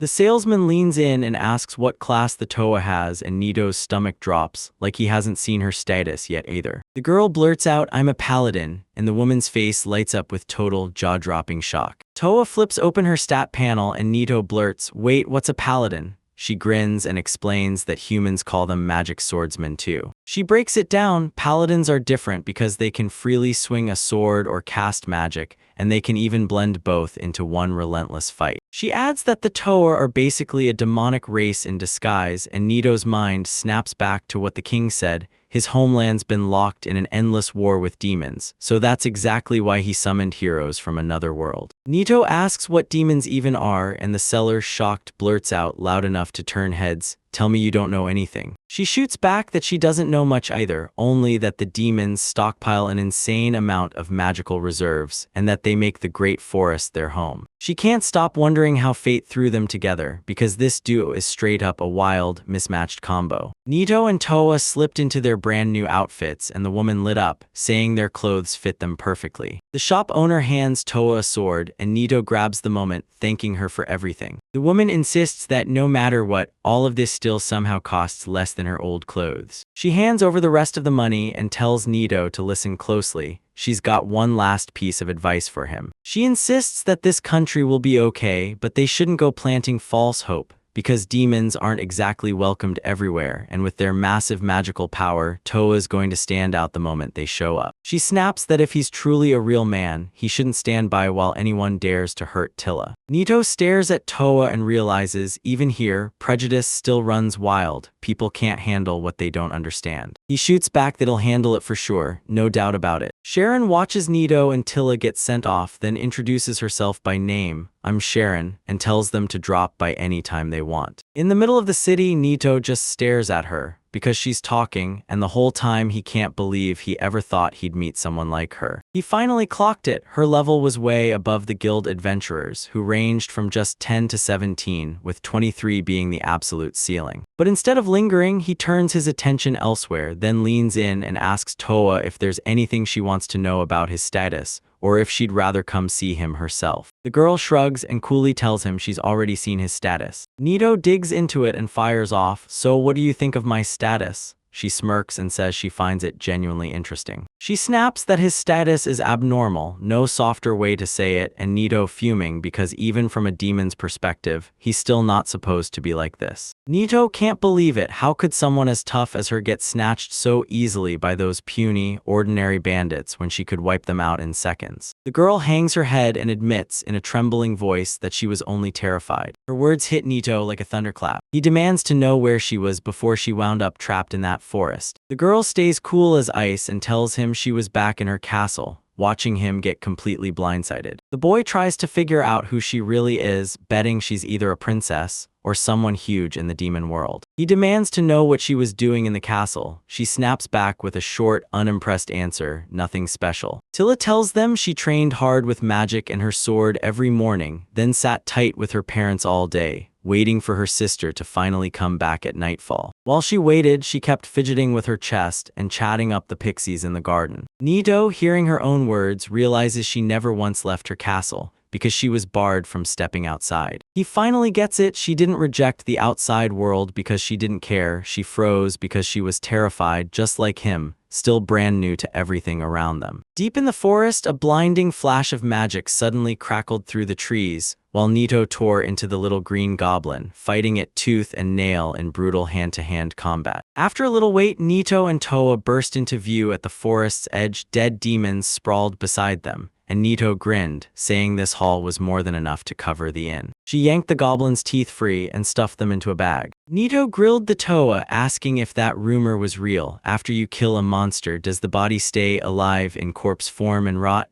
The Toa insisted that once you die, corpses don't stick around in this world. She shot back that this trick only works in the dungeons. Outside, the monster bodies don't vanish and just stay sprawled on the ground. And then she snapped that goblins are mammon, they're monsters. Nito leaned in and asked, "So what's the real difference between mammon and goblins?" Toa said mammons are smart and can talk in the human tongue, but monsters are a whole different breed. Then Nito finally understood the servant of the Serpent Lord wasn't a monster at all. It was a mammon, since he could speak freely with humans. After some time, Nito and Toa burst back into the Adventurers Guild to finish the job. The girl behind the front desk said she was locking in Nito's quest to wipe out 10 goblins, then slid the reward straight into his hands. The young man spots the Toa beside him, yawning with awkward embarrassment, and when he turns, he tells her, "Yeah, that wiped me out. Let's find an inn and get some rest." At the front desk, the girl slams a city map down in front of Nito and Toa and tells them, if they're hunting a hotel, she'll point them to a few spots. Nito thanks her for the help, Then, out of nowhere, someone closes in on Toa and calls her a young lady. A man draped in lavish finery stepped forward, pressed his hand to his chest, bowed low, and asked her, voice respectful, if he could learn her name. Nita stood between them, begged for forgiveness, and insisted the girl was traveling with him, while the man snapped at the boy with pure rage. He said, I've never seen you here before, then straight up asked if Nito was an adventurer. Nito grinned and said, yeah, I just started today. The man smooths his hair and then it hits him hard. The kid standing in front of him is a total newbie, so it makes perfect sense that the man has no idea who he is. He throws his chin up and challenges Nito, asking if they really kicked off their careers by slaughtering those pathetic goblins, and Nito can't help but wonder if these folks are wired to eavesdrop. Nito rubs his head and insists it's totally true, being an adventurer is brutally tough. After all, so the man fires back, asking why he's making excuses like that when low-ranking missions barely pay anything. Nito lets out a heavy sigh because this guy won't quit, brushing it off like it's nothing and telling him not to worry, until the man snaps, yelling that he wasn't talking to him at all but to the lady beside him and demanding the young guy shut up. He leans in and promises that if Toa tags along, goblins won't be the problem, neither will wolves, giant snakes, or even grizzlies, he'll handle all of it. And he swears that at noon he saw Nito and Tilla snap into an argument with some guy, and then he claims Nito's a healer, straight up asking, am I right? He insists Nito's journey got shut down before it even had a chance, so he's certain the kid's stuck in some bargain hotel. He slaps his hand onto Toa's shoulder and asks if she'll come with him, because he promises he can give her so much more, and he's sure he can make her happier than this guy ever could. Nito frowned, convinced those man's words had a secret meaning, and still told himself there was nothing to fear. He urges Toa to run, but the girl just stares ahead like his words never hit. She snaps her hand up, unleashes light magic, and hurls it straight at that vile man. After a few moments, he crumpled to the ground, knocked out cold, clothes blazing, hair standing straight up, while everyone nearby stared in stunned disbelief. She stared at him like he was poison, pure disgust in her eyes. The young man yells for her, then she snaps around to face him like she felt it. She grabs his hand and yanks him along, barking, follow me, while the poor guy she left behind is sprawled on the floor, knocked out cold. She bolted through the city's tight streets and Nito sprinted after her, begging her to just stop, maybe for one single second. Suddenly the girl snapped to a halt. She demanded to know why Nito stayed silent, like he could have snapped back at that man, especially since he's the strong one. Nito snapped, why'd you do that? Then shot back, because I know you're no threat, so he brushed the guy off and steered clear of the whole unnecessary mess. He also insists that you should dodge bad situations whenever you possibly can. Toa grabbed the edge of her skirt, spun around, and told Nito there was no point in overthinking all of it. She kept screaming that those words couldn't have hurt him because the boy was laughing, while Toa just awkwardly muttered that it was still downright unpleasant. Nito stared down, feeling crushed and seething with rage, but he knew being this blunt about it was going to blow everything up. Tilla pulled out her magic for him even though they'd just met and barely knew each other at all. He shot the girl an apology and in the same breath he told himself, revenge isn't everything, and that thought hit him like lightning right then. Then he thanked the girl, because her anger was exactly what he needed. Nito swore that next time he'd try to snap into anger, then immediately backed off. Healers weren't meant to be strong, so he'd dodge those scenes and settle everything with words instead. Tola wiped her tears and nodded like she finally understood every last bit. After she finally cooled down, the girl snapped that this was exactly why Masamune was worth getting mad for, and Nito just stared, trying to figure out whether she'd actually gotten anything from the crazy talk they'd been having. Somehow he managed to forge mysterious connections in this world, and once his revenge is done, Nito is about to kick off an all-new life. He flips his whole mindset about himself and about the Toa, and for the very first time, it feels like they're finally saved. Later, deep into the night, Nito and Toa tucked themselves into a local spot, and right on the table sat meat, steaming soup, and a fresh plate of salad, while all around them the place buzzed, people raving about how delicious the meat was and others swapping stories about monsters. Nito and Toa kept chatting even while they ate. Nito teased that she'd probably tried every dish already, but Toa cut him off fast and said he was wrong. The girl had never tasted anything like this before. Nita blinked in shock and demanded to know what that girl was eating in the castle, and Tilla snapped back that he didn't remember. She just ate whatever they said in front of her. until her mother leaned in and said that was the special kind of food that boosted the girl's magical powers. Nito kept diving deeper, and every new detail about her only sparked more curiosity, until he finally understood he'd have to head to the demon country, with Todoroki's home tucked somewhere along those steps. The girl digs into the food and grins, saying it'll make her way stronger than that last meal. Then she insists she'll have to work hard just to taste that mouth-watering meat again. Nito can't help but beam because she actually liked it. He shoots her a grin and says, "How about another job tomorrow? The reward might be even bigger."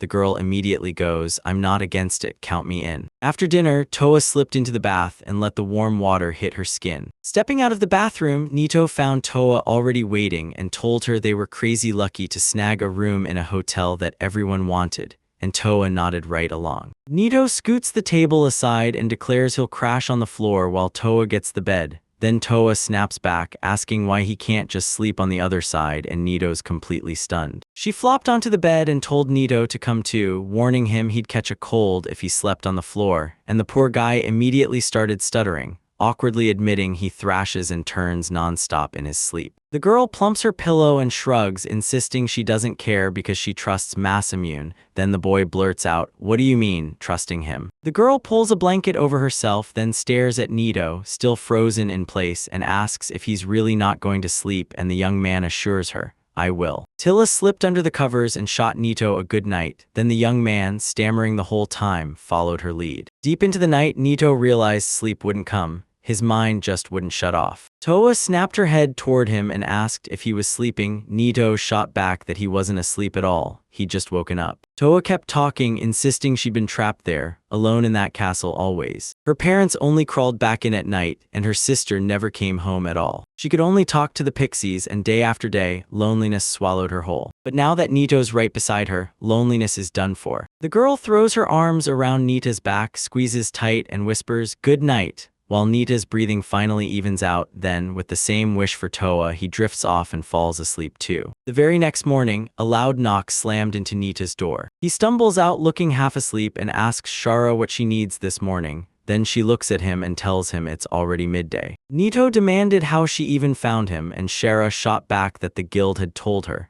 because the girl honestly thought she was just going to land there and teach him fencing. His voice cut through the room and he demanded, "What happened?" He spins around to tell everyone Shira's here, then slams into silence as he spots the Toa in revealing clothes mid-sentence. He rubbed his hands together and demanded why that girl dressed like that, but she just shrugged and said it was hot at night. Meanwhile, Cheryl fumed with rage and blasted Nito with a full scolding. The whole hotel exploded into chaos. Toa demanded answers about Masamune, and Masamune rushed to tell Shara it was just a misunderstanding. But Shara raised her light anyway, and Nito lunged in to stop her. Shara blurted out, "I'm so sorry, I jumped to conclusions earlier," then begged for forgiveness, furious at how anyone could think solving problems by force would make the knights of this country okay. Nito yells at Toa to stop. No matter how hard they swing, they won't knock anything new out of him.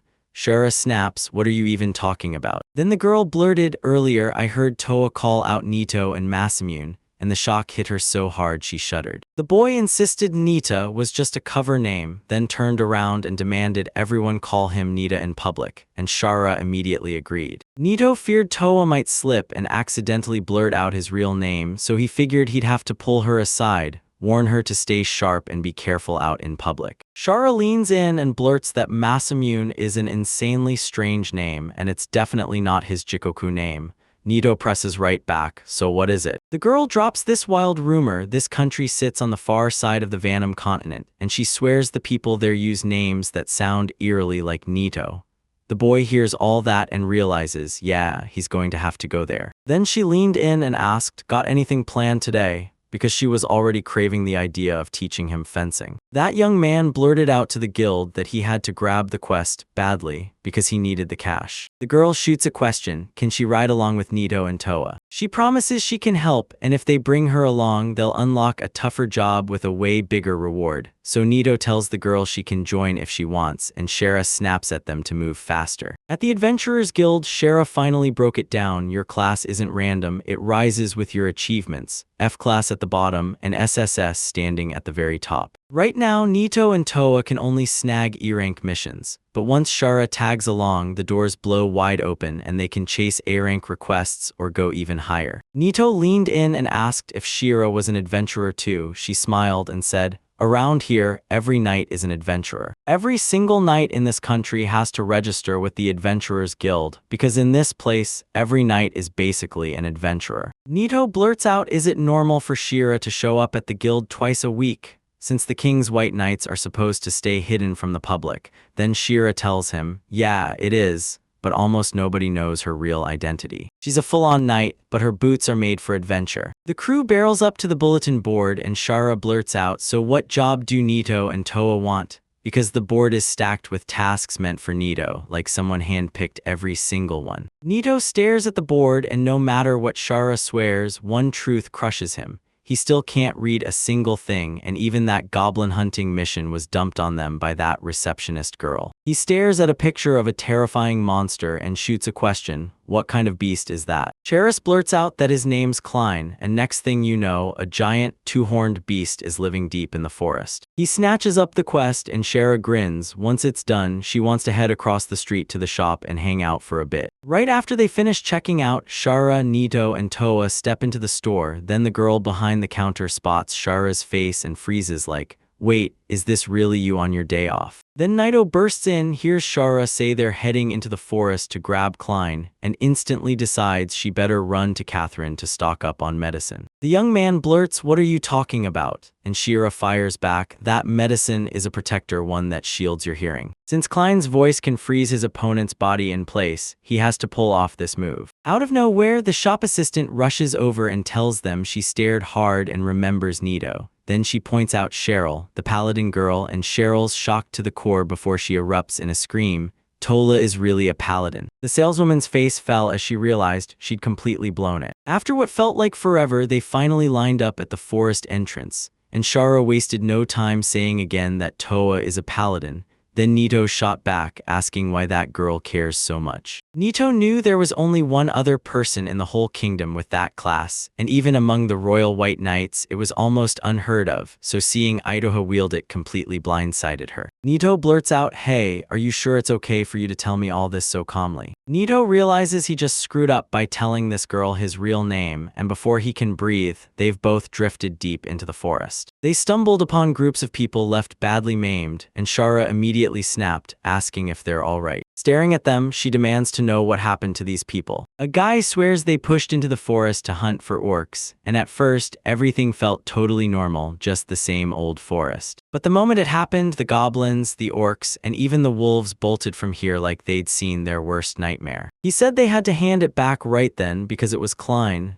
His crew caught sight of him and he was off like something didn't match. Nito shot back, what do you mean by strange? The man insisted his whole body was glowing, and the other guy shot back that he'd seen normal clients before. This one wasn't just weird, it was absolutely not normal. Shara drills the details about Klein and says he was streaked with grains of light, like the universe itself sprinkled him. The man agrees, and Shara's expression flickers before settling into something darker. Suddenly, a bone-chilling scream ripped through the forest, and the wounded adventurers swore the monster had been stalking them every step of the way. Out of nowhere, a terrifying monster burst from the trees behind him. Shara snapped at the wounded adventurers, yelling that she'd keep him off them, so they'd better bolt out of here right now. Suda flashes a smile and asks, is it really Klein? But Shara pops the bottle open with hands shaking hard and blurts, no, it's not Klein. She tells the boy she already explained gradations, because monsters have them too, and killing Klein is an A-rank quest since Klein is just a B-rank monster. Because some people can voice like a weapon and they're downright ferocious, they're called Nutkleins and ranked as A-tier monsters, and right now, the monster in front of them is the one whose quest declares,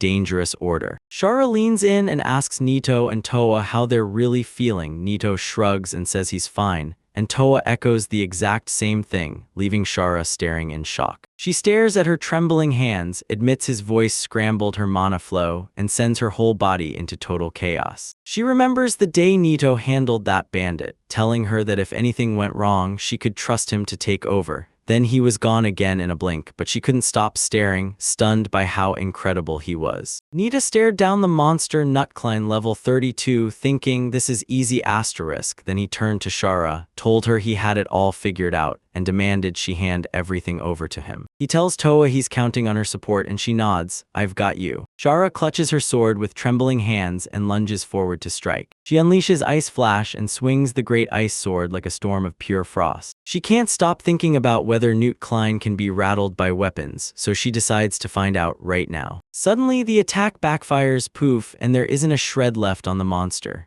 Shara whips to the side, narrowly dodging the impact, and the creature retaliates by swiping the girl with its paw. But Shira darts aside at the last second, slipping the attack like it never even had a chance. The monster barrels straight for the girl, but Toa flips out a magic seal trap. Its glowing sigil pins the creature in place, and the girl blasts it with light magic. The monster seems totally immune to magic. Shara swears the Nutkleins steer magic particles with their horns, and the Toa confirms she can feel those magic particles all around them. Shara says the first move is to smash his horns. Then Nito spots a sudden glow and screams for everyone to back up. Nutklein hurls his spell like a meteor and wipes out a massive chunk of the ground. Shira barely managed to dodge, and she's still staring in shock at that magic light, especially at the dent the beam burned into the ground. Nutklein's body starts to quake like it's about to lunge again, but the Toa blasts out a scream, not this time, throws her hands forward and unleashes a crushingly powerful spell. Shara instantly spots it, dual magic. Then the Toa rips out the spell's name and screams, "Howl of Light." Right after her words hit the air, the seals Shara carved ignite and a massive beam of light blasts forward. The monster slams shut on the Toa's attack, blocking it cold.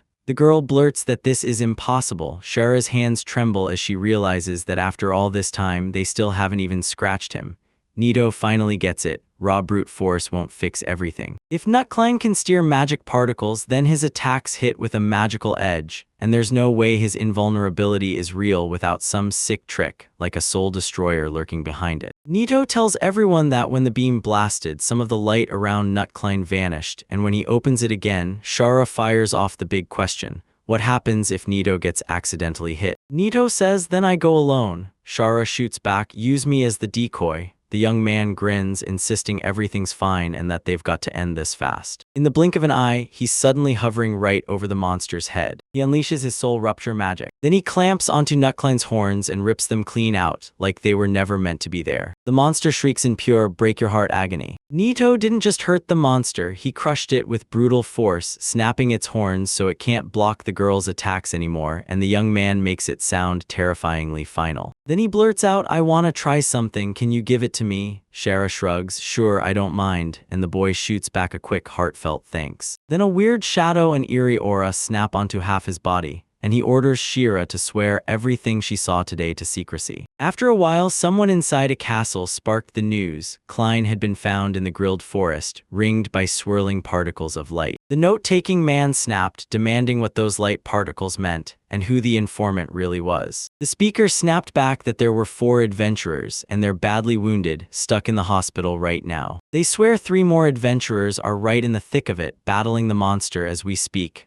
1 guy and 2 girls. One of the girls rocked silvery hair and swung a rapier like a blade meant for destiny. Reinhard Rickman, leader of the White Royal Knights, snatched the cloak, turned to the speaker, and ordered him to tell Reed and Hilda that Cheryl was on the battlefield right now, duking it out with Newt Klein. 2 days back, right when the entire village finally crashed into sleep, the young man stared at Oliver's status. He was a fire mage, and even if Nito could take elemental magic, he still couldn't use it. Then, out of nowhere, Nito received a message. He suddenly clicks, this whole thing feels like a straight-up quest. He rips open the letter. The message was all about his wife, Anna. She was the spark that pushed him into knighthood and into a leadership role. But when he finally staggered back from battle, he learned the cruel truth. Anna had turned into a thief, and she was killed during the very theft. Despair crashed over him, and the crowd started laughing at his misery. Then Nito finally saw it. This message had to be tied to the king's murder. He slides the paver back into the envelope and locks it away in storage, and Nito can't stop staring like, why would someone need this order? There's still too much the message won't reveal, and then a notification detonates on screen. Hellfire has just been purchased. Nito stared in shock because magic felt so simple to learn, but he had no idea what kind of spell this was, and maybe it wasn't even elemental. He slumped against the building wall, sighed hard, and admitted he hated healers. Then he can't help but wonder, can this spell be flipped on its head? Fire's opposite is water, and Nito is ready to gamble everything to pull off his plan. A notification blares on screen. God of Vengeance's inversion magic has been unleashed. The magic Hellfire gets rewritten into a brand new spell, Bloody Tears of the Goddess. Meanwhile, Nutcline thrashed in pure agony, and Nito jolted with a wild, unfamiliar feeling, like his whole body had suddenly rewritten itself. Suddenly, the sky ripped with a loud crack. Toa shouted for everyone to look up. And then, out of that split in the air, a pair of hands pushed through. Then boom, a massive girl's head with pitch-black eyes burst into view. The girl stared at Nutcline. He was boxed in by a pillar of light, and no matter what he did, he couldn't break free. Then the girl's eyes spilled black tears, and the moment they hit the monster, those tears obliterated a chunk of it. Suddenly, black rain poured over the monster, straight out of the girl's tears. Cheryl's eyes went wide, fear slammed into her chest, while the monster kept tearing itself open, cracking and bursting out of that black liquid. At last, the monster was nearly wiped clean. There was barely anything left of it. The girl started to fade, and as her final tears hit the ground, they twisted into a flood of black goo that obliterated the monster for good. Toa pressed Nito, asking if this was really the end. Nito just shrugged and said he thought so. The black aura started to fade off his body, and that eerie feeling vanished with it. Then, out of nowhere, the distant thunder of horses' hooves roared closer. The boy blurts that someone's coming and they'd better vanish before they're spotted and caught. He pushes the rest onto Shara because he can't stand the idea of being seen. The girl blurts out what just happened, and Nito tells her, "Don't hold back, tell me everything."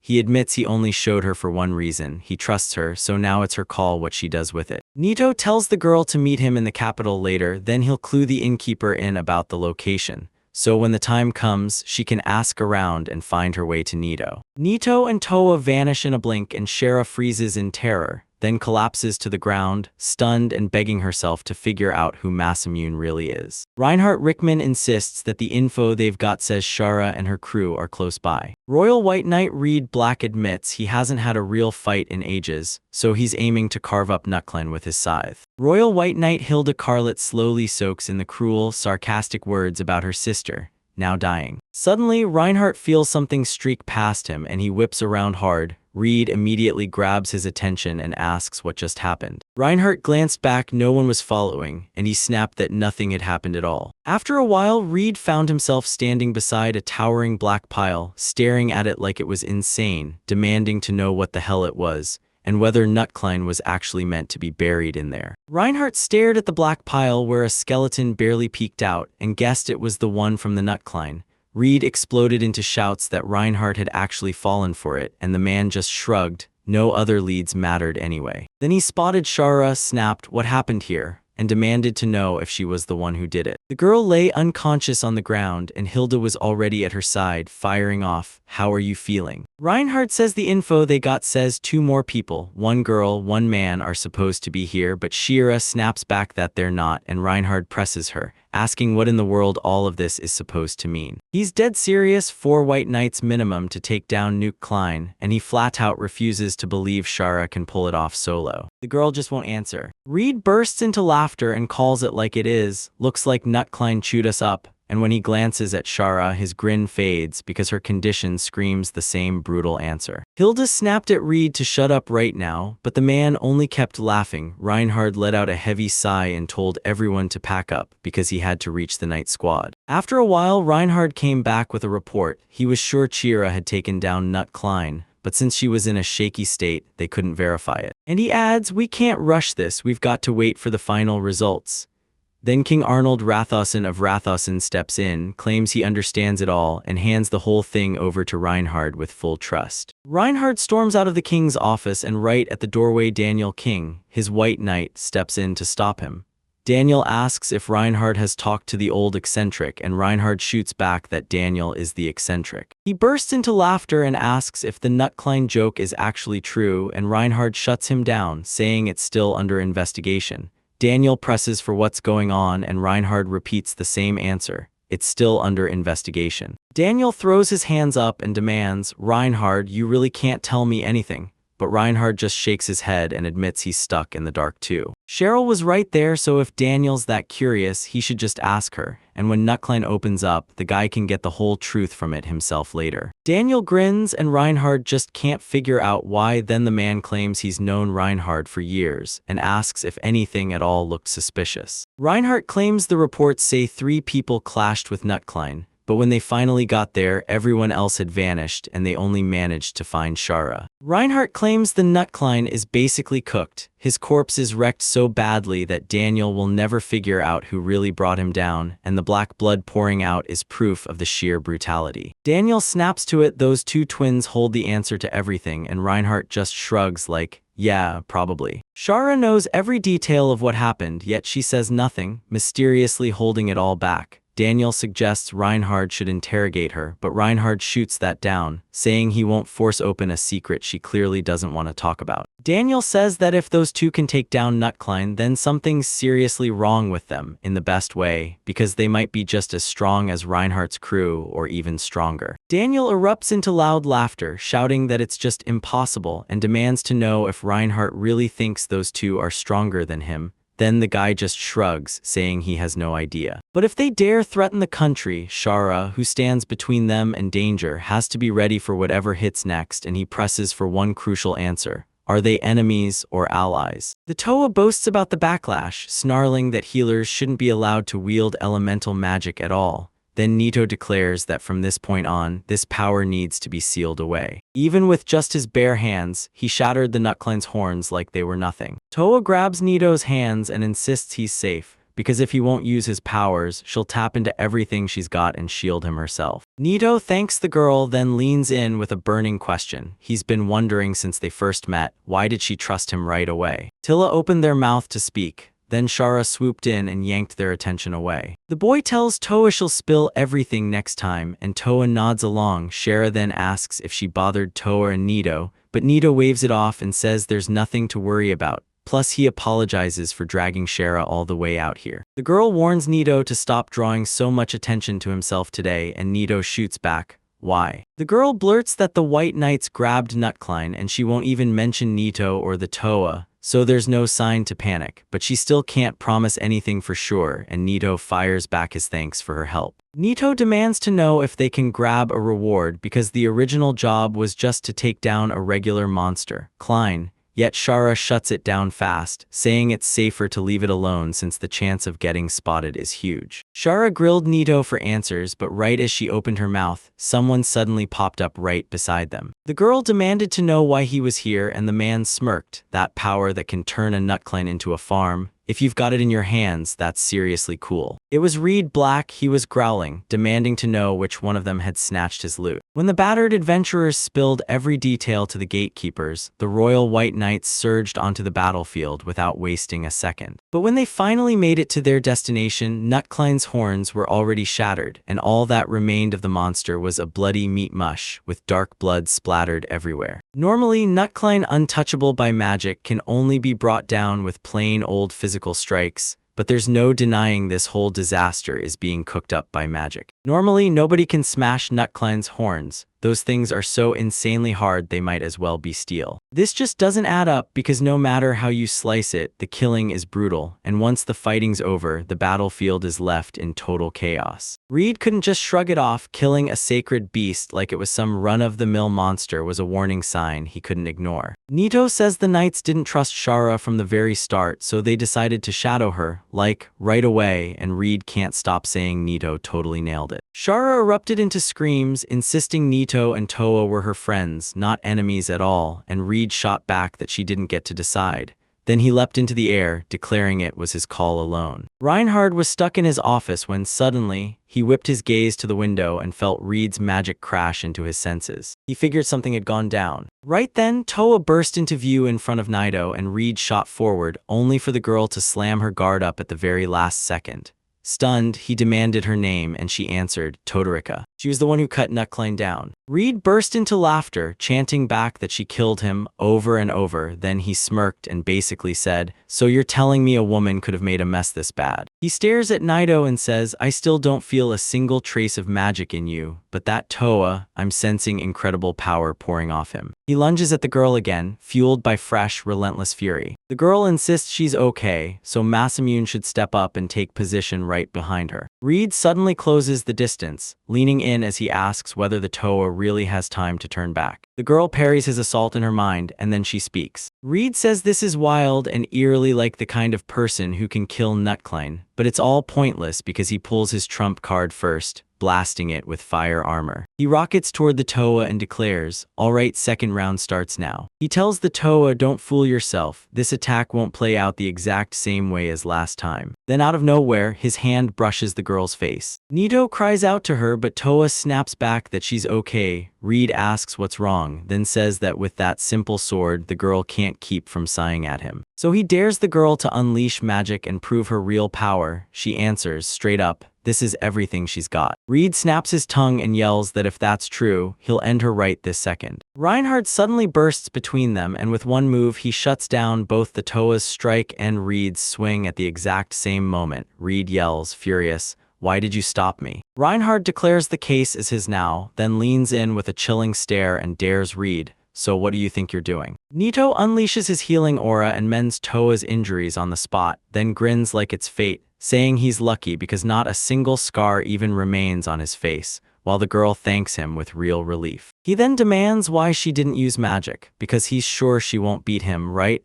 And the girl snaps back that she couldn't, because if she even tried, everything around them would have been obliterated. Reed snaps that Toa is the one who killed Nutcline, and Reinhard blurts, what do you mean, so what?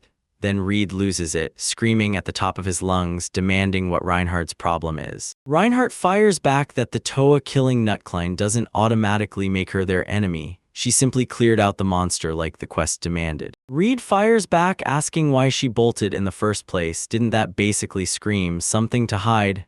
And then, to make it worse, he calls Reinhard totally stupid. Reed presses Nito, asking if that healing magic was real, then flips the question, are you a Reaper? Nito just answers straight and firm, no, I'm a healer. Reed burst out laughing and said, no wonder I couldn't sense a thing from Nito, he's just another trash healer. And the laughter kept rolling. He whips around to Toa and spits that her crew is nothing but useless trash. Then Nito flashes back to Seakai and realizes Reed is just like him. Reinhard turns his gaze to Nito and Reed's words slam back in his mind. How he claimed he couldn't feel a single thing from this young man. He stares at Nito and pure terror slams into him. He can't even believe what he's seeing because it feels impossible. He whips back to Nito, but Reed cuts him off mid-thought. The man basically tells him if Reinhardt isn't going to do it, then step aside, do us all a favor and move out of the way. Reed shrugs and says it doesn't matter if his enemy is a person or something else. If they look strong, you smash them first before they level up into a bigger nightmare. He swings at Naito and the Toa, but right when he's about to land it, Reinhard suddenly erupts and yells at him to stop. Then boom, a massive explosion erupts out of nowhere, shaking everything. Dust hangs in the air like a storm of grit. Reinhard spots Nito alive and unhurt, while a defeated, unconscious Reed lies crumpled at his feet. Reinhardt finally cracks it, everything makes sense now, and Nito is the one who killed Nutcline, right there in the massive pit Nito dug. Sheena is screaming at Reinhardt, begging him not to touch Masamune. Reinhardt couldn't believe it. Tella and Sheena were suddenly miles away. Because Naito had yanked both girls to safety at the exact same moment, he launched an attack on Reed. Shira demanded Reinhard drop his sword, insisting Masamune was only doing it to shield the Toa. And Reinhard finally caught up that he'd yanked his blade out on instinct the second the explosion hit. He rushes up to Nito and blurts out that he's still reeling. He was honestly pretty shocked. Nito demands whether Reinhardt knew from the very start that he was the one who killed Nutcline, and the man snaps back that Reed claimed she felt nothing, nothing at all from the boy. This can't happen. Magic wakes in people from the very moment they're born, and even the tiniest spark lets knights sense it in anyone. Reinhard leans down toward the boy and tells him straight up, when someone's magical power smashes past your own, the rules change and exceptions exist. So yeah, Nito is packed with an insane amount of magic, so massive that even Reinhardt and Reed can't even spot it. Reinhardt apologizes for failing to stop Reed, then vows to take every bit of responsibility for his actions. Nito shrugs it off, saying it's fine and they'll just drop it and move on. Then he blurts that they don't want to stand out at all. He and the Toa just want to grind normal guild quests, cash in like everyone else, and live their quiet little life. Reinhard promises he'll make sure Nito and the Toa get rewarded for killing Nutklein, and he'll keep Reed's incident under wraps, but even so, he still has to report everything to the king. Reinhardt tells him to spin it like Nito and the Toa helped Shara take down Nutklein, then pushes for Nito to go that way, and the young man snaps to it, trusting Reinhardt with everything, saying that this whole scenario would be perfect. Reinhardt scoops up Reed, still out cold, and tells him they've gotta go right now.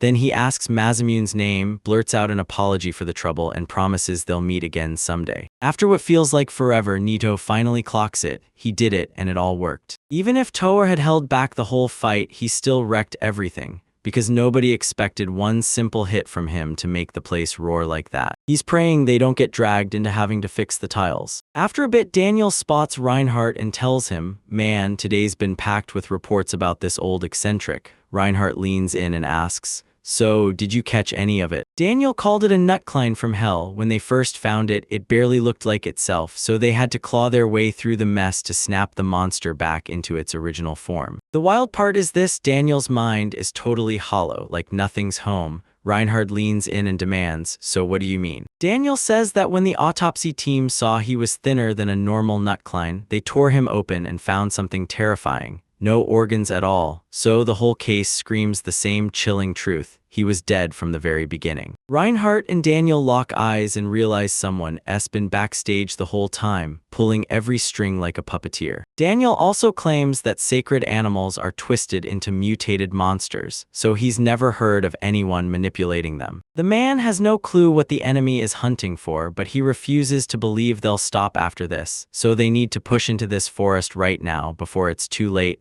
Reinhard nods and agrees. Reinhardt tells Daniel he's appointing him as the head of the research team, then fires the question, can he handle it?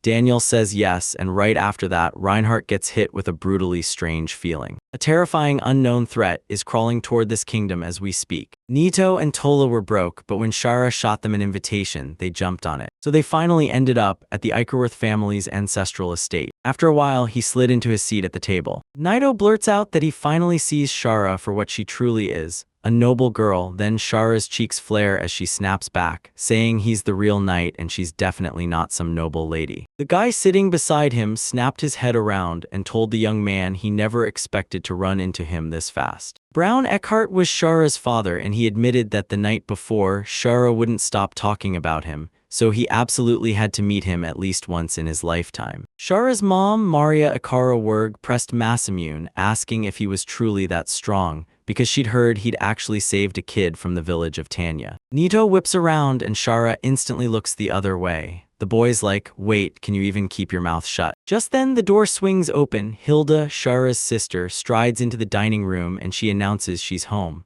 Her mom chimes in that Nito and Toa are their guests, brought in by Shara herself as her friends. Hilda steps forward and tells Shara, "I'm your older sister, and I'm so happy to finally meet you." And right away Nito's cheeks flare red until he spots Toa watching him with those eyes. Hilda shoots Nito a heartfelt thanks for pitching in and helping her share in Tanya village. She also tells him that today, somehow, that young man came through for her again, so Nito starts scrambling to figure out if she truly means Nutklein and how she even knows that. Suddenly, the young man snaps to it, because it was that girl who stood with Reinhard when Nito and the Toa were hiding from the aftermath of Nutklein's murder. Shara slams into the conversation and blurts that her sister Hilda is also a royal white knight, just like her. Nito can't shake the question, what if every royal white knight, like those from the Eckerwert family, is pulled straight from noble bloodlines? Nito insists both sisters serve the country and ride with the king's white knights exactly as he expected.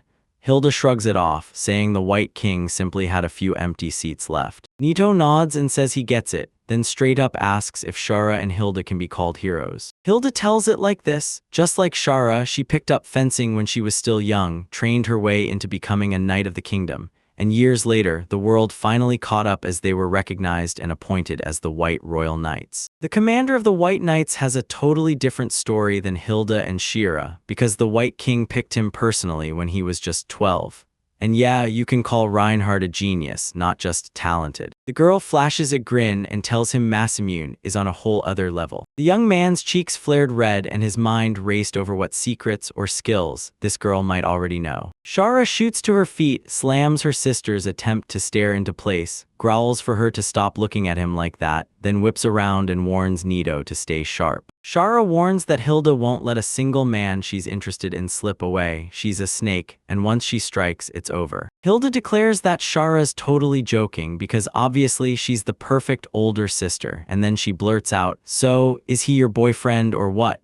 Shara shoots back that whether he is or isn't has nothing to do with any of this. Hilda flashes a grin and tells them they'll ask him straight up, then turns to the boy and fires, "So what do you think about Shara?" And the moment she asks, the girl's face instantly burns with embarrassment. The girl insists Shara and Nito aren't dating, and Shara explodes, screaming, "I'm asking why you're even talking about this." Nito just thinks they're only on good terms, nothing more. Suddenly, Toa slams a bottle of wine onto the table. Nito stares, shocked that she just chugged the whole thing, and then the girl whips around to Shara, saying she's got something important to tell her. She claims the Musamune is hers, and Nito snaps at Toa to stop right now, saying it's too dangerous, and tells her to sit down. He leans in and grills her, "So, how much did you drink?" Hilda bursts into laughter and tells her it looks like Shara just got a rival, and Shara's opponent yells back that this has no place happening right now at all. Tilla crumples and passes out, and right after them, Hilda flashes a smile. After a while, Nito tucks Toa into bed, and Shara gushes that her sister is nothing but kind. Then she blushes and apologizes for talking too much. She adds that the moment they first met, Toa somehow cracked open her heart, only for Nito.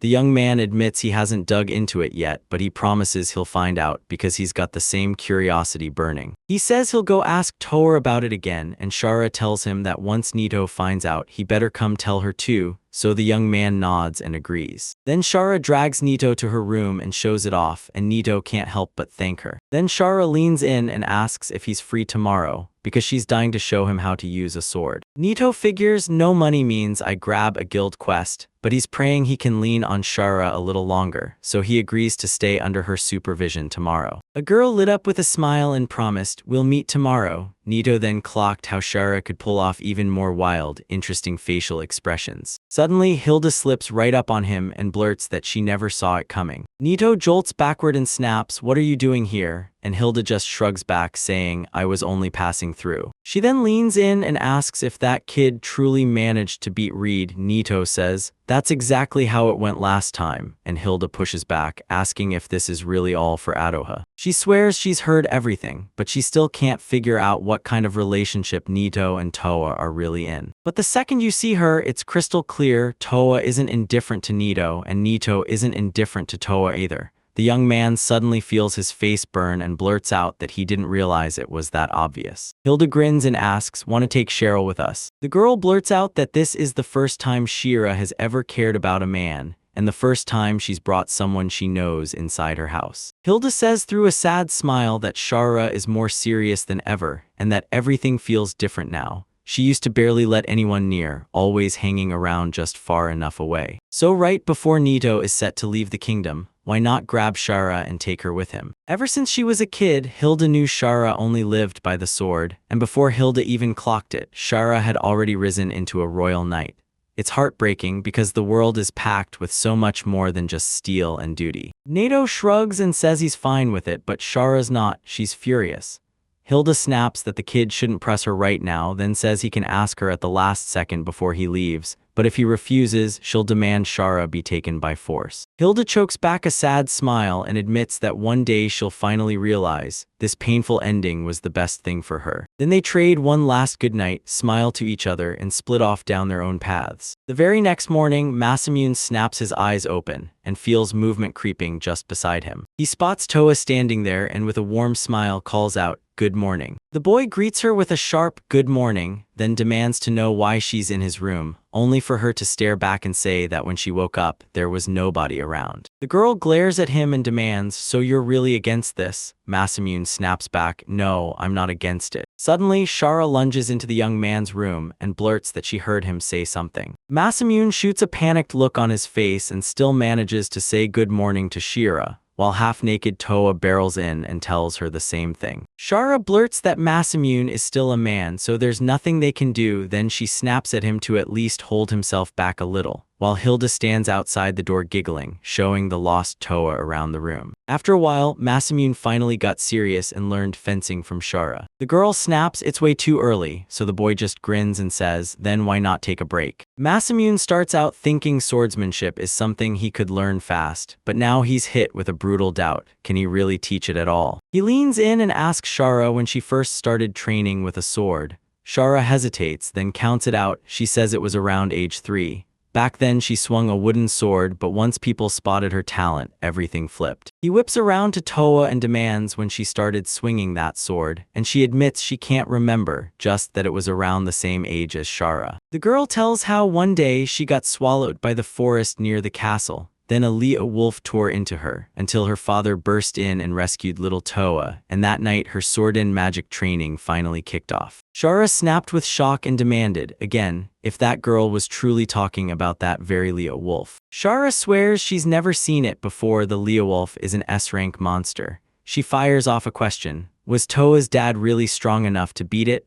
The girl nods and tells her the wild truth. He even turned the Leowolf into a stuffed animal. Masamune snaps, asking if S-rank is truly stronger than a nut climb, while Shara, terrified, blurts that claiming he's stronger says nothing at all. The girl says only if the royal knights and the adventurers team up together, we can finally take down a Leo wolf like that. The young man can't shake the feeling that meeting that monster would be a disaster. Masamune fires off one sharp question. Has anyone in this country ever seen the S-monster, and has anyone actually fought it? Shara admits she doesn't have the full details, but she swears she's heard the Royal White Knights pulled a raid like this before, and she insists Reinhardt should already know. Shara tells Reinhardt he's the guild's #1, and for S-rank monsters, only special S-rank missions exist. So around Radhausen, where things are usually calm, those missions are basically unicorn-level rare. Even though these missions are meant to be S-rank, an extra rank is often thrown into the fight too, and every monster type brings its own unique twists. Even monsters of the same species can be S-rank or higher, because it all comes down to their level, and Masamune makes that perfectly clear. He can't stop thinking about that mimic, and now he's scrambling to figure out what it turns into at level 500,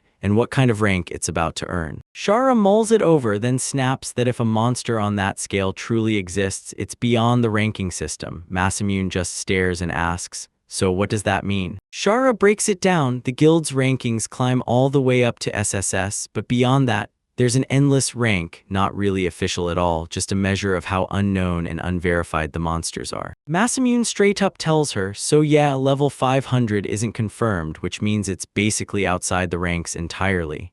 The girl nods and adds, and even if we ever find level 500, it'll still sit outside the rank system. It's the guild's safety net, insurance for the worst case, and Masamune demands to know if Shara truly believes that level doesn't even exist. She agrees, but she admits she can't fully deny it. If she ever runs into even one of them, she won't be able to report him because that meeting would likely be the end of her and the truth would stay unconfirmed. Masamune can't stop thinking about running into that mimic again, and now he's dying to know, what kind of dungeon even throws a monster like that at you? He realizes he should have grilled Cheyenne for every detail because it feels like Cheyenne already knew everything. And now Masamune can't stop thinking how useful that knowledge would have been. After that talk, Masamune, Toa, and Shira trained non-stop until evening.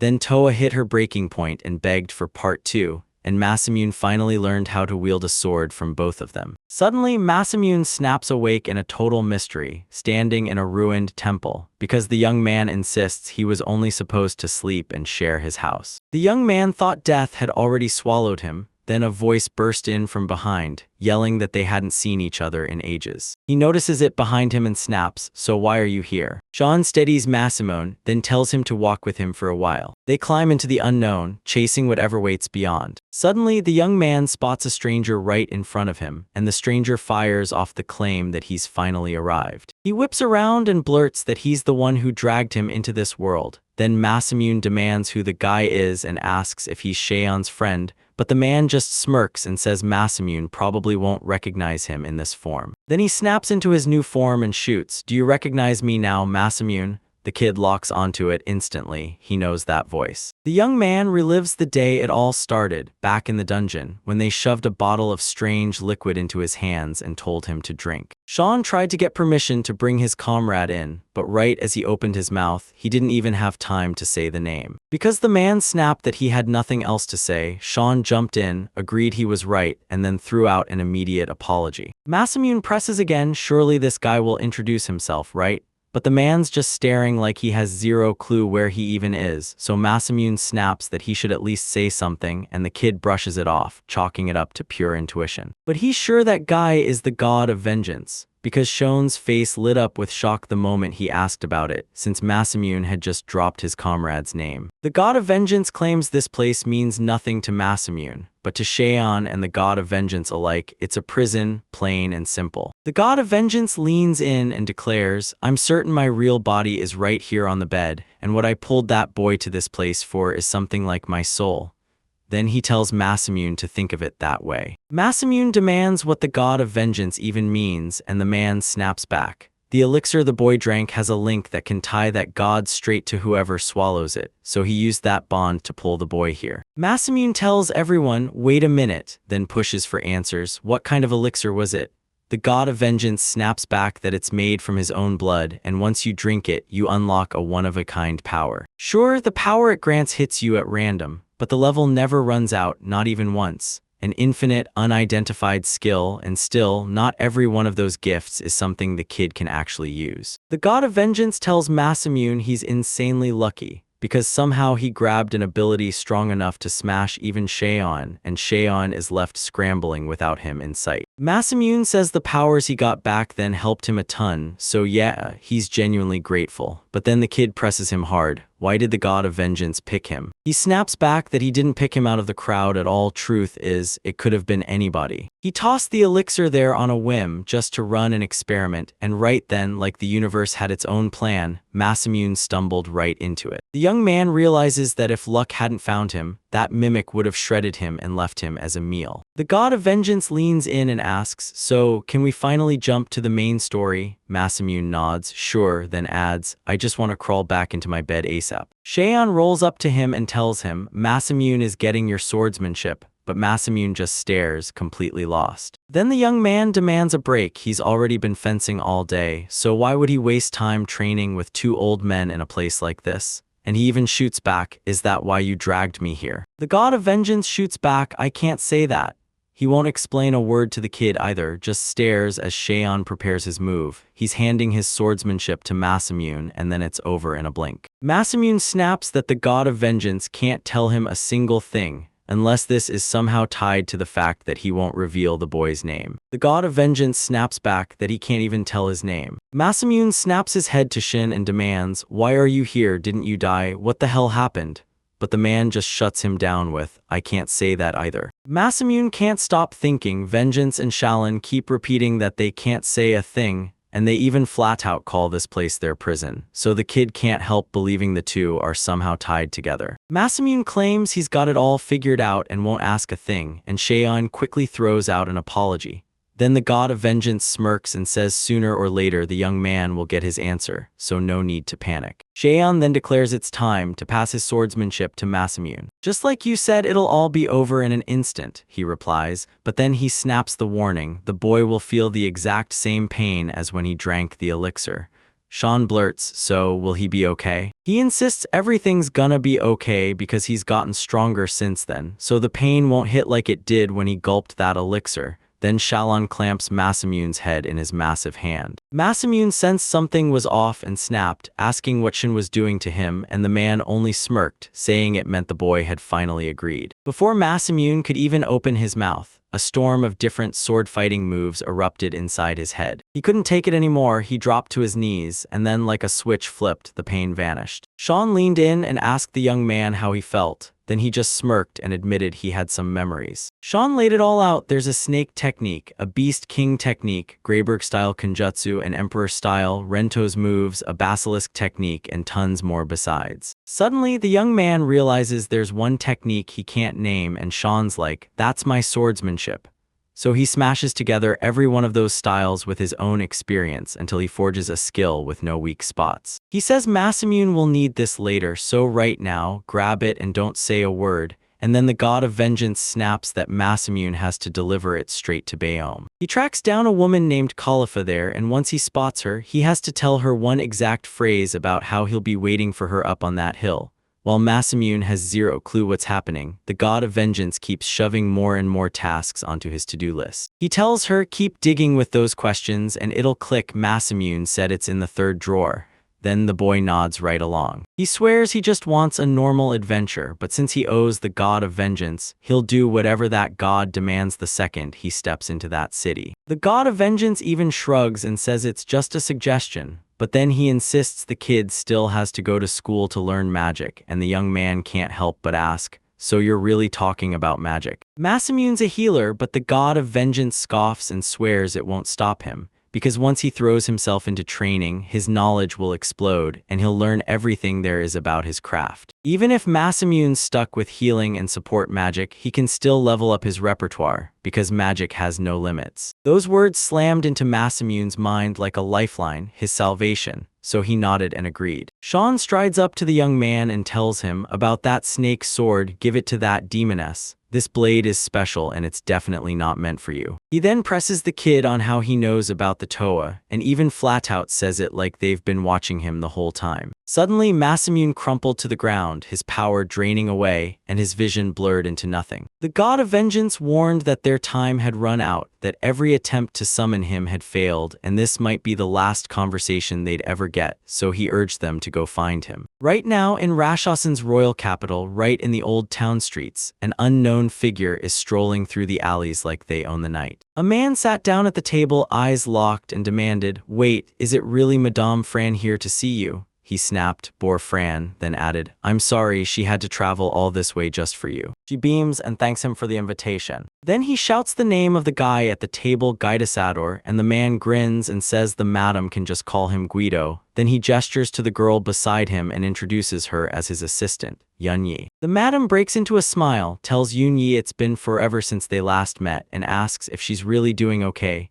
Yunyi shoots back that everything's fine, no issues at all.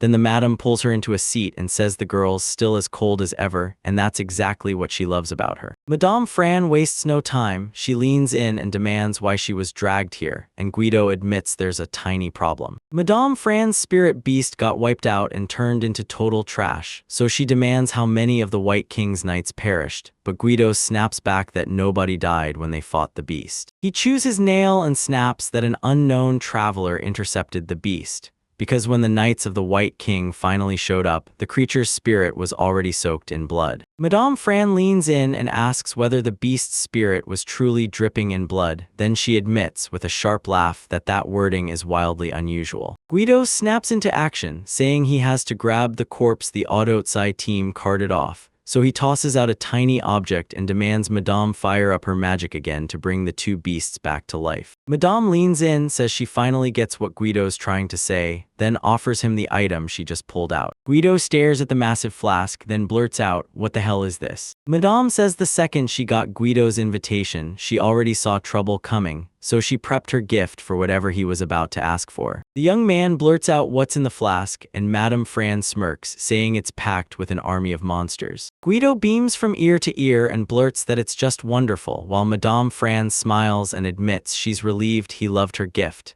Then she warns him that every monster inside is B rank or higher. S rank monsters, huh? So she figures Guido might need them. Madame says she hauled some supplies from the lab right before she fled the Empire, and when it was all said and done, she managed to claw back only a small piece of what she took. Fran fires off a question. When is Guido finally making his next move? He smirks and says, "In a week."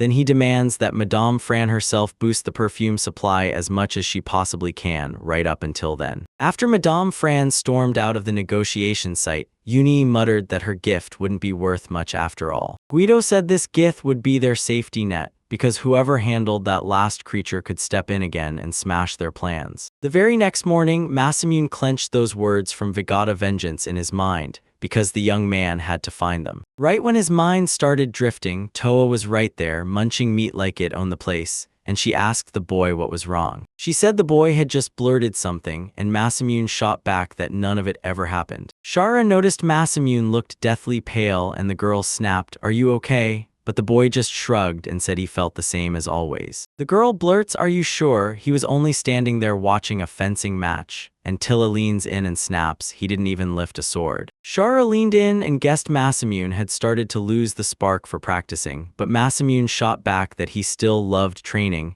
and that every session felt like he was leveling up. He tells her, "Today I don't want anything fancy, I just want to hit the streets and see the city." He tells the girls, "Don't stress about it, okay?" Truth is, he couldn't shut his brain off after what happened last night. Everything was spinning so fast he couldn't focus on a single thing. When he finally watched Shara and Toa's training god go at it, a shocking truth hit him, like their whole fight played out in slow motion, and every move felt painfully predictable. So what happened last night wasn't some dreamy fantasy. If he'd grabbed a sword this morning, he'd have acted completely different from yesterday, and the girls would have started grilling him right away. Masamune scrambles to invent an excuse to dodge tomorrow's training, but right as he's thinking, Toa cuts in, points out the window, and demands, "What is that?" Outside the window, a towering brute marched down the street, yanking a tiny child along behind him, only for the kid's ears and tail to scream, "Something's not human here." Shara blurted out an apology for bothering them, but the girl cut her off and demanded they follow that man right now. Chances are this person's the traitor slipping those prohibited goods through the cracks. He hauls the beast man over and slams him to the ground, then barks that the girl gets shoved into the cage right now. His partner immediately chimes in that this beast man is worth a fortune. The man snaps at him to watch his step and not ruin the merchandise. Then they haul the beast man into a cage and order her to stay put, obedient and silent. No noise, no trouble. The man licks the blade and warns the beastman she'd better not let them mutilate her ears. Then the beastman folds into a tight ball and bursts into tears, screaming for his sister to come save him. Suddenly, more people crowd around her, staring right at her and calling it, "You made a great catch today."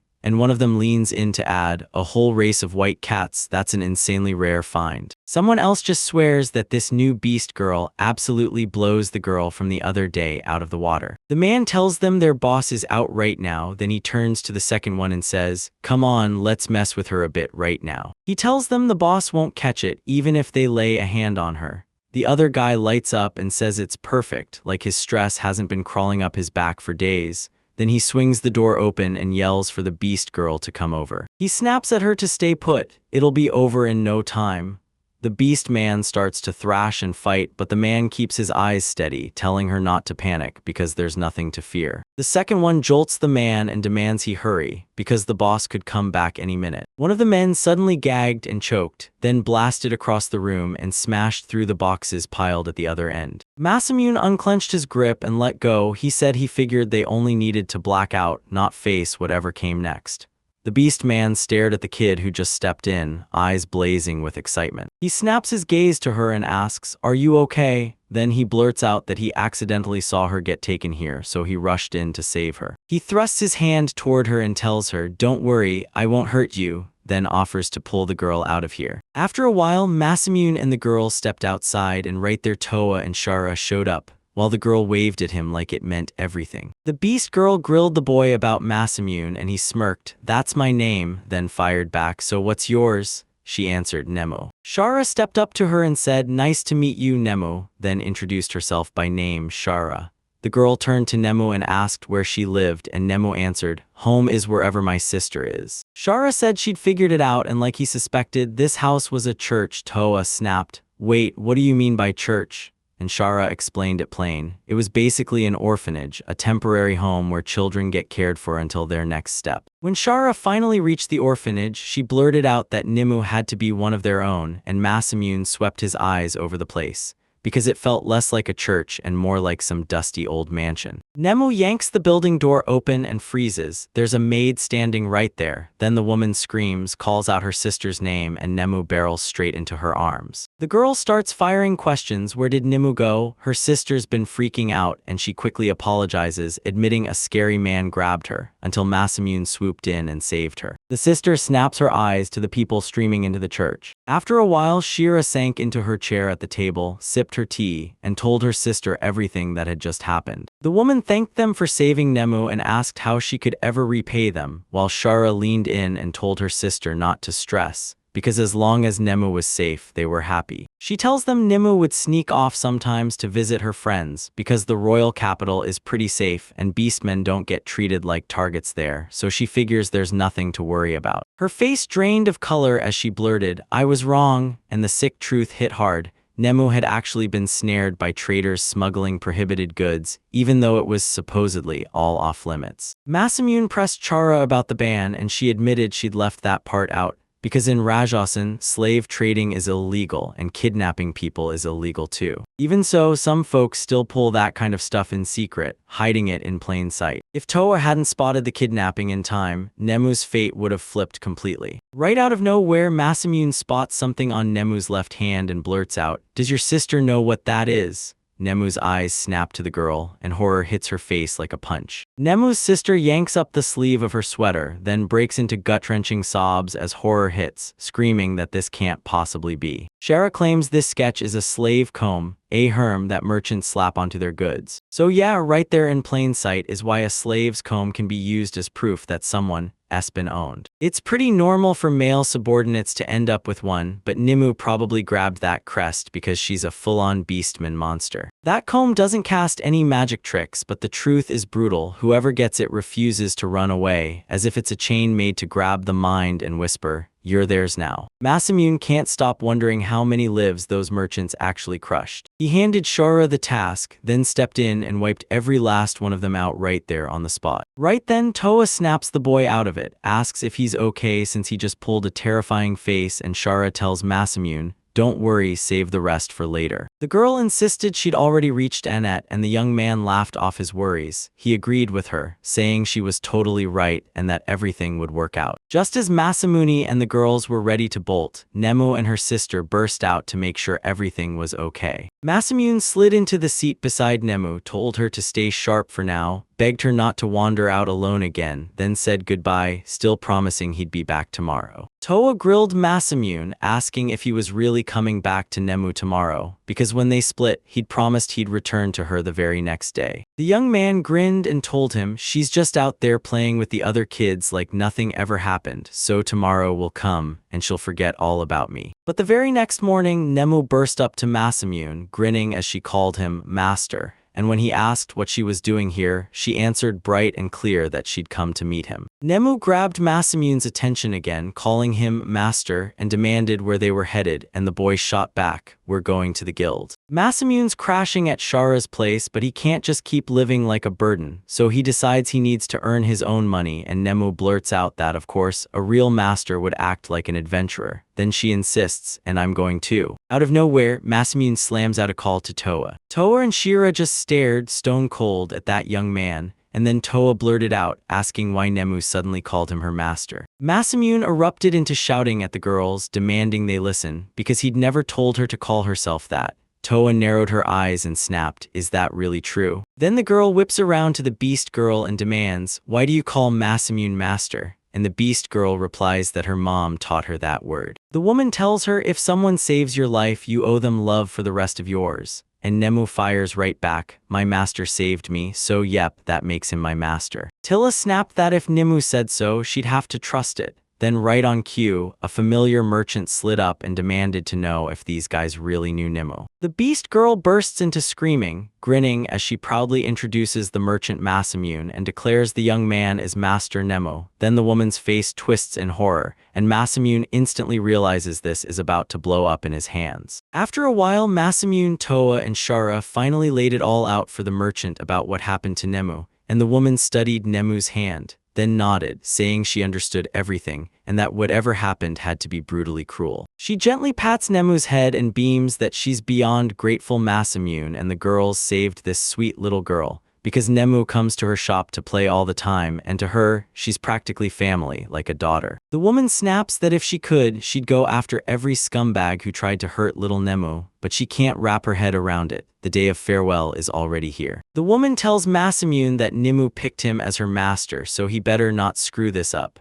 And if anything goes wrong with Nemu, she'll quit everything on the spot and come pound the boy. Masamune can't stop wondering why Nima's his master, like there's a hidden reason behind it, while the girl marches up to Sharon and blurts that she's terrifying. Then Sharon just shrugs and says, "That's what parents do." Then the door bursts open. This stranger storms into the shop and tells them he's been hunting for Shara. The girl snaps it's Edward and says she spotted him rocking this same look in public still, and then she leans in like, "So, does he really care about all that?" Edward says nobody would ever guess he's one of the White King's knights, because to everyone, he just looks totally normal. Then Edward pivots to Masamune and Toa, staring at them and asking who the people beside Shara are, and the girl steps in, naming Masamune, Toa, and Nemo, while Edward presses hard, "So you're really the White Knights everyone's whispering about." He tips his hat and bows, shooting out an apology for the late intro, then, boom, he tells you his name's Edward Scotch, a knight of the White King, and he can't hide how thrilled he is to meet you. Shura turns to him and demands, "So why were you hunting me?" The man yanks out a roll of paper and blurts that it's a message from Reinhardt. Then Shara unrolls it and freezes, staring in total disbelief. Edward blurts that it's the king's order, then the truth hits. A basilisk has crawled into Vic and it's not alone. Edward leans in and tells Shara the truth. This basilisk slipped into a barn tied to Boreas, one of the king's closest friends. Tella asks about the basilisk and Nemu lights up. She knows all about them too, and she describes it as a gigantic snake. Shara shoots back, asking why she was handed that order. Edward just shrugs and admits he doesn't know.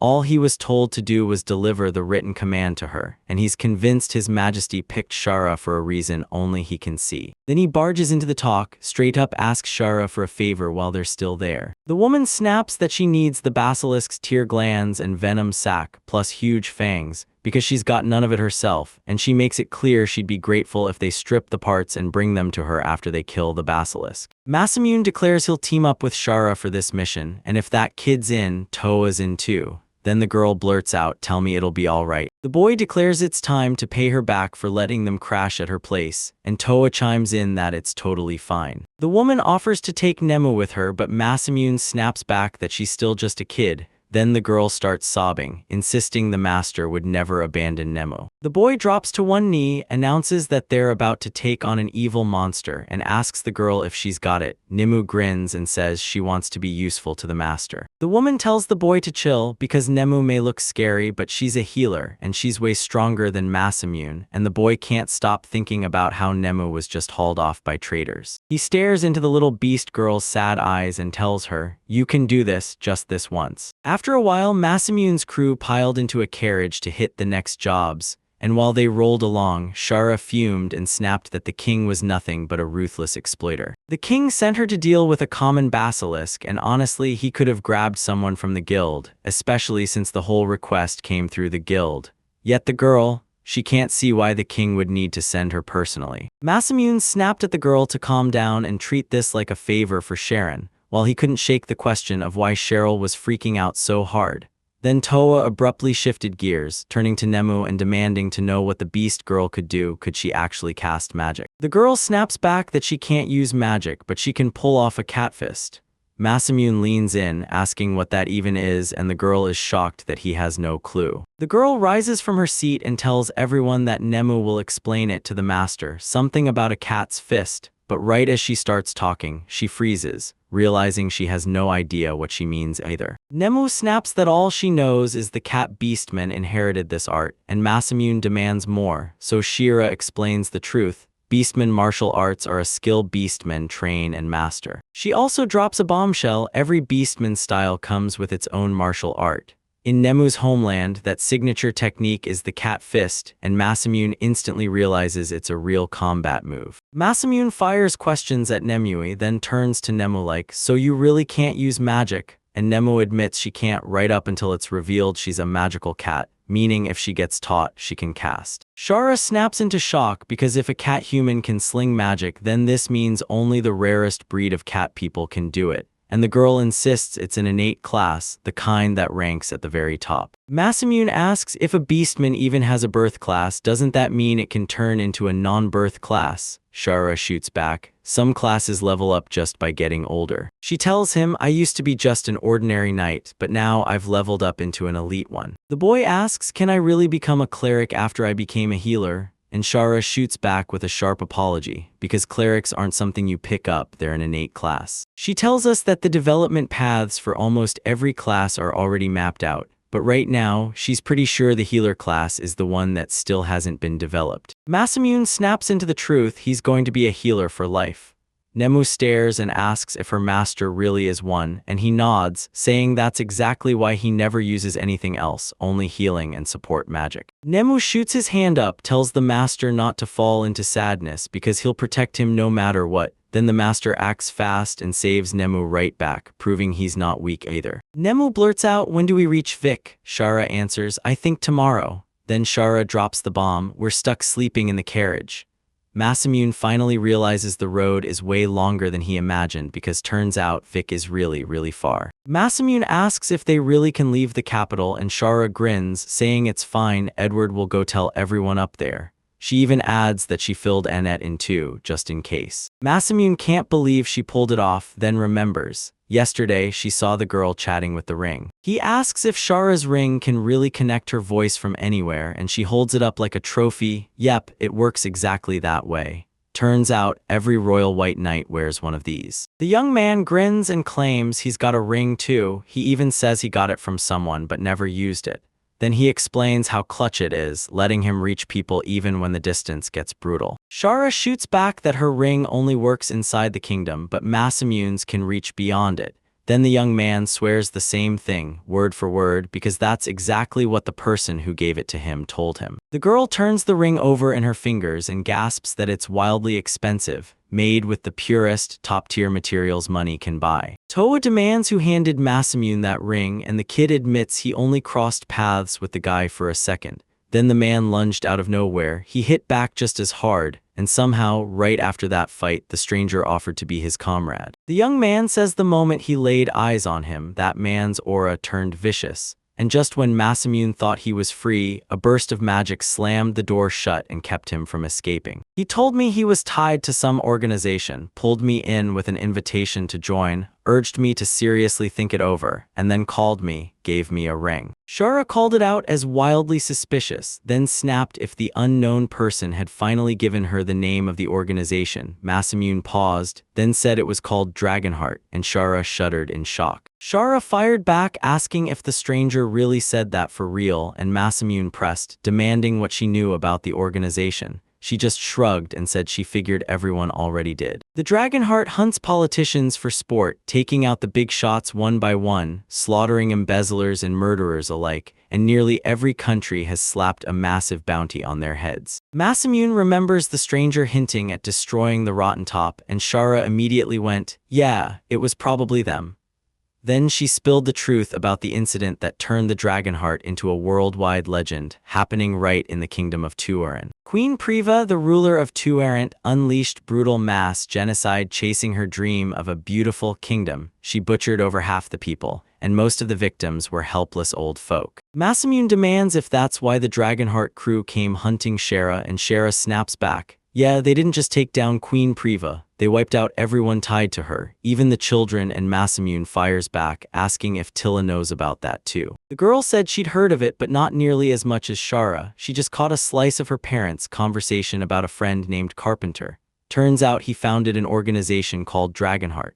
Now Shara leans in, asking Masamune about this mysterious unknown proposal, and Masamune admits he doesn't know yet. He has no clue when they'll cross paths again, and honestly, it doesn't even matter right now because they don't know where this organization is, so trying to guess is pointless. But still, getting an invitation from them is absolutely shocking. Masamune remembers they were supposed to head to Greeberk, so why are they there right now? Near the border, the kingdom of Greeberk spots three strangers, yells for them to halt, and demands they rip off their hoods. These three were the first faces to cross paths with Masamune at the very start of his journey, and they came straight from the Dragonheart organization. Greeberg is a massive kingdom with territory that stretches for days. At its gates sits a checkpoint, and right before the main gate to the castle grounds, there's another one waiting to stop anyone who tries to get in. Outside the city, more villages huddled behind the castle's protection, with extra checkpoints guarding every road, so sneaking into the kingdom unnoticed was basically seen as impossible. One of the strangers who just disarmed the guards whips off his hood, turns to his partner and grins. He was right, these gates are nearly unprotected. And yeah, almost nobody dares to push through this place. If someone actually does, it's usually merchants hunting profits or travelers chasing the next stop. The girl snaps that 2 guards won't cut it, then the man shrugs and says they're probably all tied up, fighting demons right now. Last time there were more guards, but just behind the 3 strangers, horse hooves thundered into the night. And then it all clicked, one sharp move, and they got perfectly surrounded and cut off from every way out. Right then, a horse with its rider barrels toward the trio. He declares the knights who flanked them have no chance, and the strangers need to fall back now. An old rider with a wild long beard stood there and snapped that he'd handle those uninvited intruders himself. One of the intruders steps up to an older man and smugly calls him Grandpa,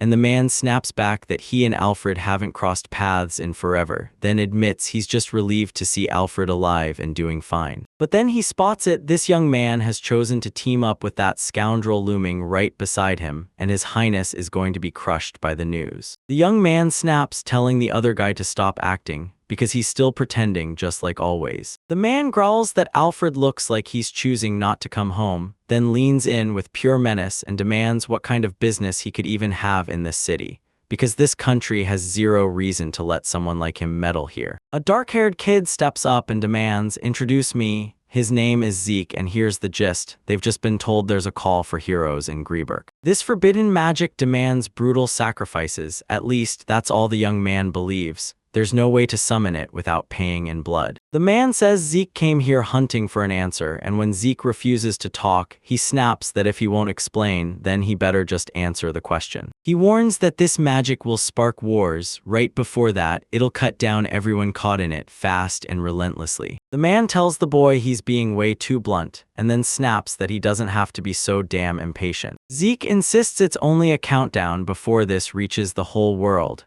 because the damage from hero summoning magic is impossible to keep hidden. The man tells Zeke to see it for himself, but he never promises he'll let them pass. Zeke's convinced this means the guy won't just fold, he'll strike back, and Zeke warns that if he does, the man dies right here. Then Zeke spits out his name, Albert Morlow. The man snaps at Zeke, calling him a brat, and claims he saw right through him from the very beginning. Then the boy tells his comrades to back off because he's handling this alone. Zeke's comrade grabs him and warns, "Be careful, no matter what he looks like, that guy carries the class of a sage."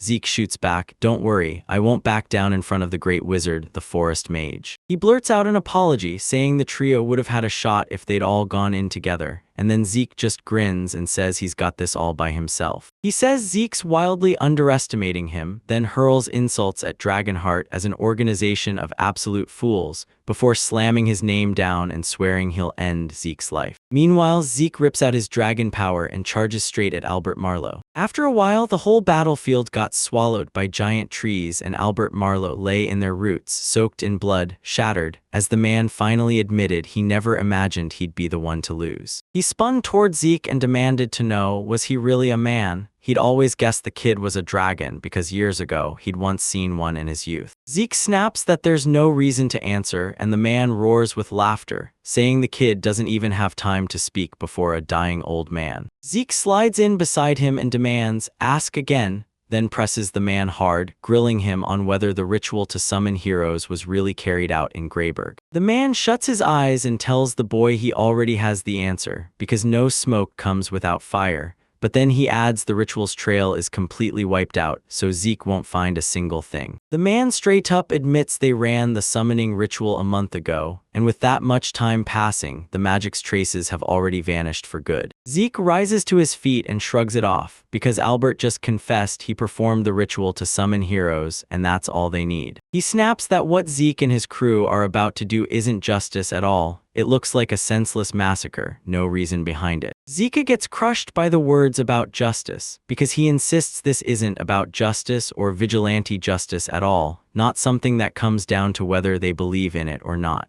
Then Albert whips around to Alfred and demands, "Is this really what you wanted?" He asks Alfred if he feels anything seeing a man like this. Then he turns and wonders where in the world did good Alfred go. The young man snaps back that pleading with his feelings is pointless, because from the start, everyone has meant nothing to him and now all he feels is pure disgust. And he adds this: Albert and Grieberg didn't just kick off a war with demons, they're dabbling in forbidden magic too, even sacrificing their own people to it. And in the end, he calls them all straight-up fools. He spits out in disgust that this country's done for. Albert shoots back that they're not fools, and every person should do the same, or what's the point? Alfred whirls away, then smirks and claims it's lucky to die with thoughts like that, declares the talk finished, and orders the man to be killed fast. Albert lets out a bitter laugh, snaps that it's cruel to hurl such words at a dying old man, then, sprawled across the tree roots, he whispers his final words, because he sees Alfred has already lost the prince he used to be. Nemu bolted up to her master, grinning ear to ear, saying the whole market ahead looked absolutely unreal,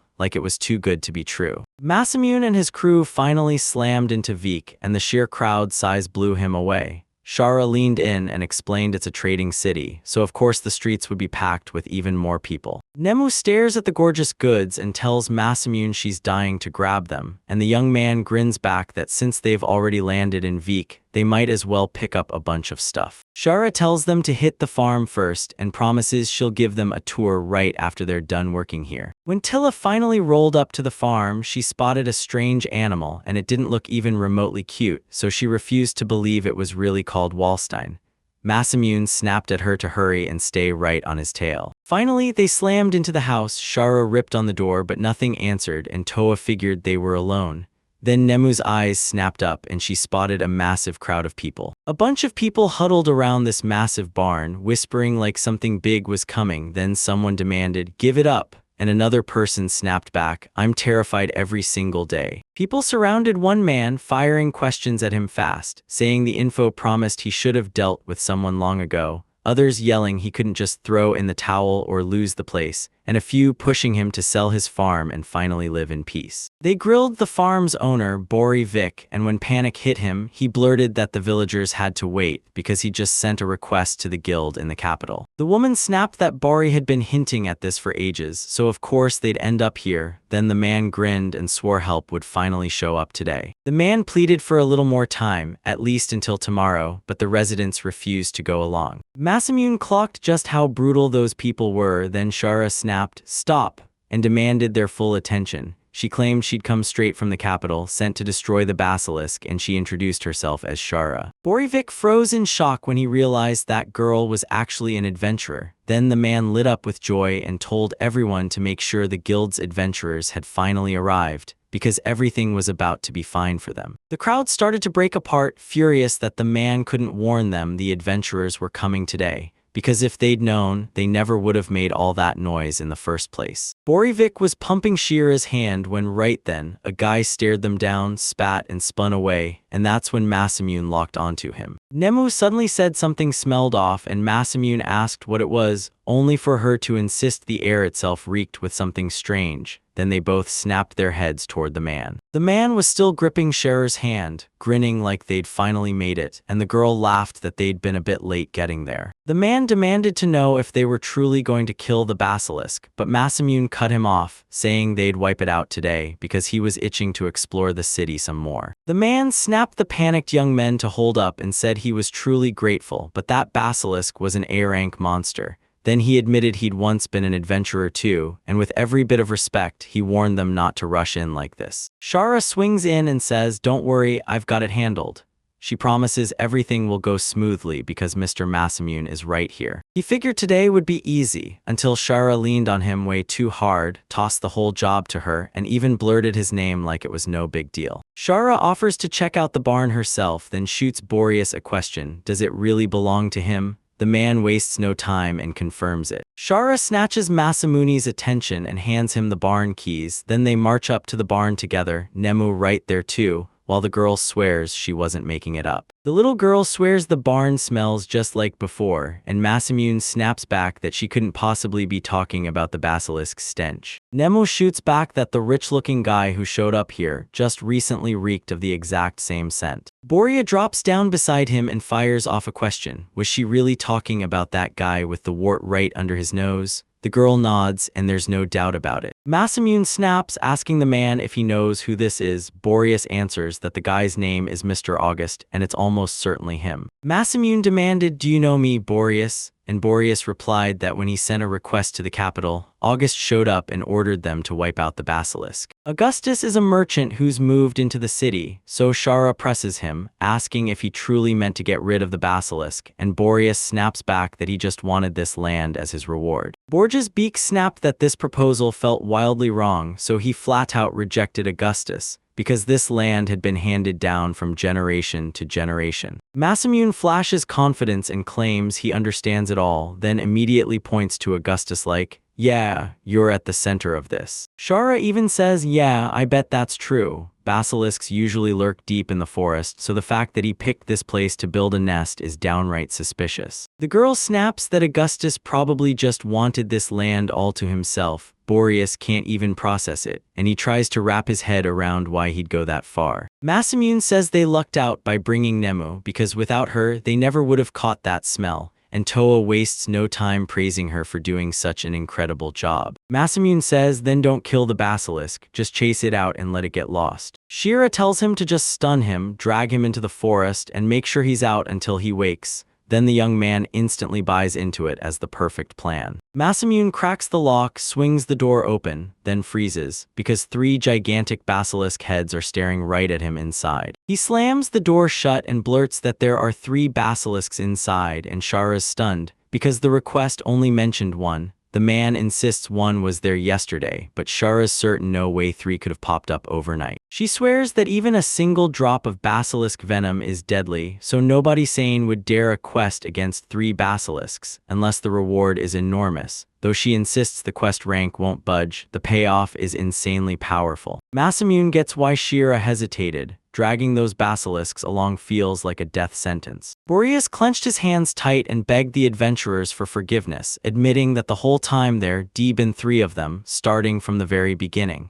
Then Lord Augustus demanded to know what Boreas wrote in the task, and Boreas had no choice but to lie. Once folks realize there are 3 basilisks lurking inside, they'll clamp down with brutal force. He gets that adventurers won't dare take all 3, but he also can't just sit there and do nothing. Masamune leans in and asks Shira, "If I slice off their heads, do these monsters finally drop dead?" And she snaps back, "Yes." The young man blurts that the plan just flipped, and they're going to wipe out every last basilisk. Then he remembers Sharon still needs to snag materials from them. Masamune boasts he'll take care of it by himself, then snaps that nobody's allowed anywhere near the barn. Nemu breaks into frantic screams that it's insanely dangerous since he's just a healer, and Masamune fires back that she shouldn't worry. He'll end it fast. He figures if he uses decomposition, there won't be anything left of the monsters, so with materials on the line, he's got no choice, he'll have to use the sword. The young man slips into the barn and boom, 3 colossal basilisks crash his path. Then it hits him, and he remembers a technique that can wipe out all 3 at once. He finally locks in the technique he's been hunting, Godspeed in the Beast King style, and then the Beast King Abyssord seals it. In the blink of an eye, he chops off the heads of 3 monsters, then strides into the street like nothing even happened. In the blink of an eye, Nimue, Shara, Toa, and Boreas Veek stared at him, dead silent, like they couldn't even breathe. She couldn't stop smiling. She called him the master, absolutely blown away because he pulled it off fast for real. Masamune told Shara they had to rush and gather materials fast because she needed tonsils, poison glands, and huge fangs for what she was making, and Shara snapped back that she'd start immediately. Toa whips around to Masamune and tells him those basilisks weren't dangerous at all. He demands what she means, and Toa snaps back that they were trained. Suddenly, Merchant Augustus comes sprinting up to them and demands to know what they've done. He claims the basilisks are tied to the city, then Borvik snaps back, demanding to know if that merchant truly masterminded the whole mess. Right behind Augustus, a man suddenly materialized, then demanded which one among them was Boreas, grinning as he promised his sword would carve off his head for a savage, perfect pirouette. Then he spotted the corpses of 3 basilisks, and the shock hit hard as he demanded why his precious pets were lying dead. August jabs his finger at Masamune's group and declares they're the ones who slaughtered his basilisks. The man scans the crowd, jabs a finger at the Toa, and demands if she's really the one who wiped out his basilisks. He whips his gaze to Shira and says her magic is brutal too, then pushes for them to wipe out every man first. While he decides the women won't die yet, he'll hack off their limbs and drag them to the tavern to work off the loss of his pets. August bursts into laughter and snaps that Boreas is the one to blame. He should have taken August's offer.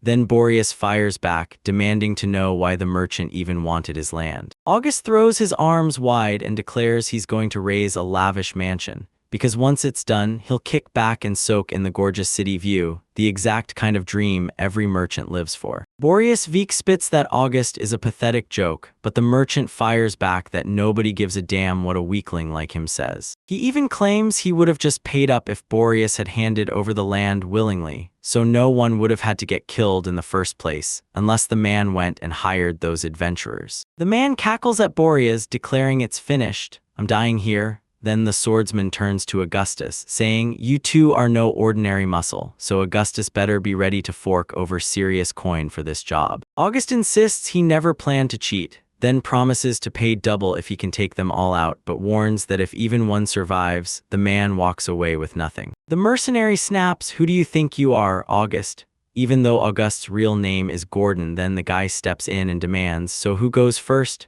And August just tells everyone to decide for themselves. Toa strides forward and declares she'll be first, while Gordon grins and taunts her, asking if she truly wants to take him on alone so the second girl can jump in too. Shara strides forward and declares she's in too, and Masamune's like, "So what are the two of you up to right now?" Together, they order Mr. Masamune to stay out of this brawl and fall in behind them, only for the young man to look stunned, while Gordon snaps that he's not okay with it at all. Gordon snaps that he can't stand it, because he despises guys like Masamune who cower behind women. He stares him down and decides to end him first. Meanwhile, Toa and Shira lunged at the man, but he snapped his broadsword up and turned their strikes aside. The man bragged that the girls were insanely nimble, insisting they couldn't stop wanting to play with him. With one lightning-fast lunge, he shoves them aside and Masamune's eyes widen, because the guy is insanely strong. The man lunges at the Toa, grinning as he taunts them that he'll mess with them and somehow make them all satisfied. At that exact moment, Shira barreled toward him, and Gordon was seconds away from smashing her with a knee. Shara's eyes widened, and she whipped her hand up to cover herself in a flash. Gordon's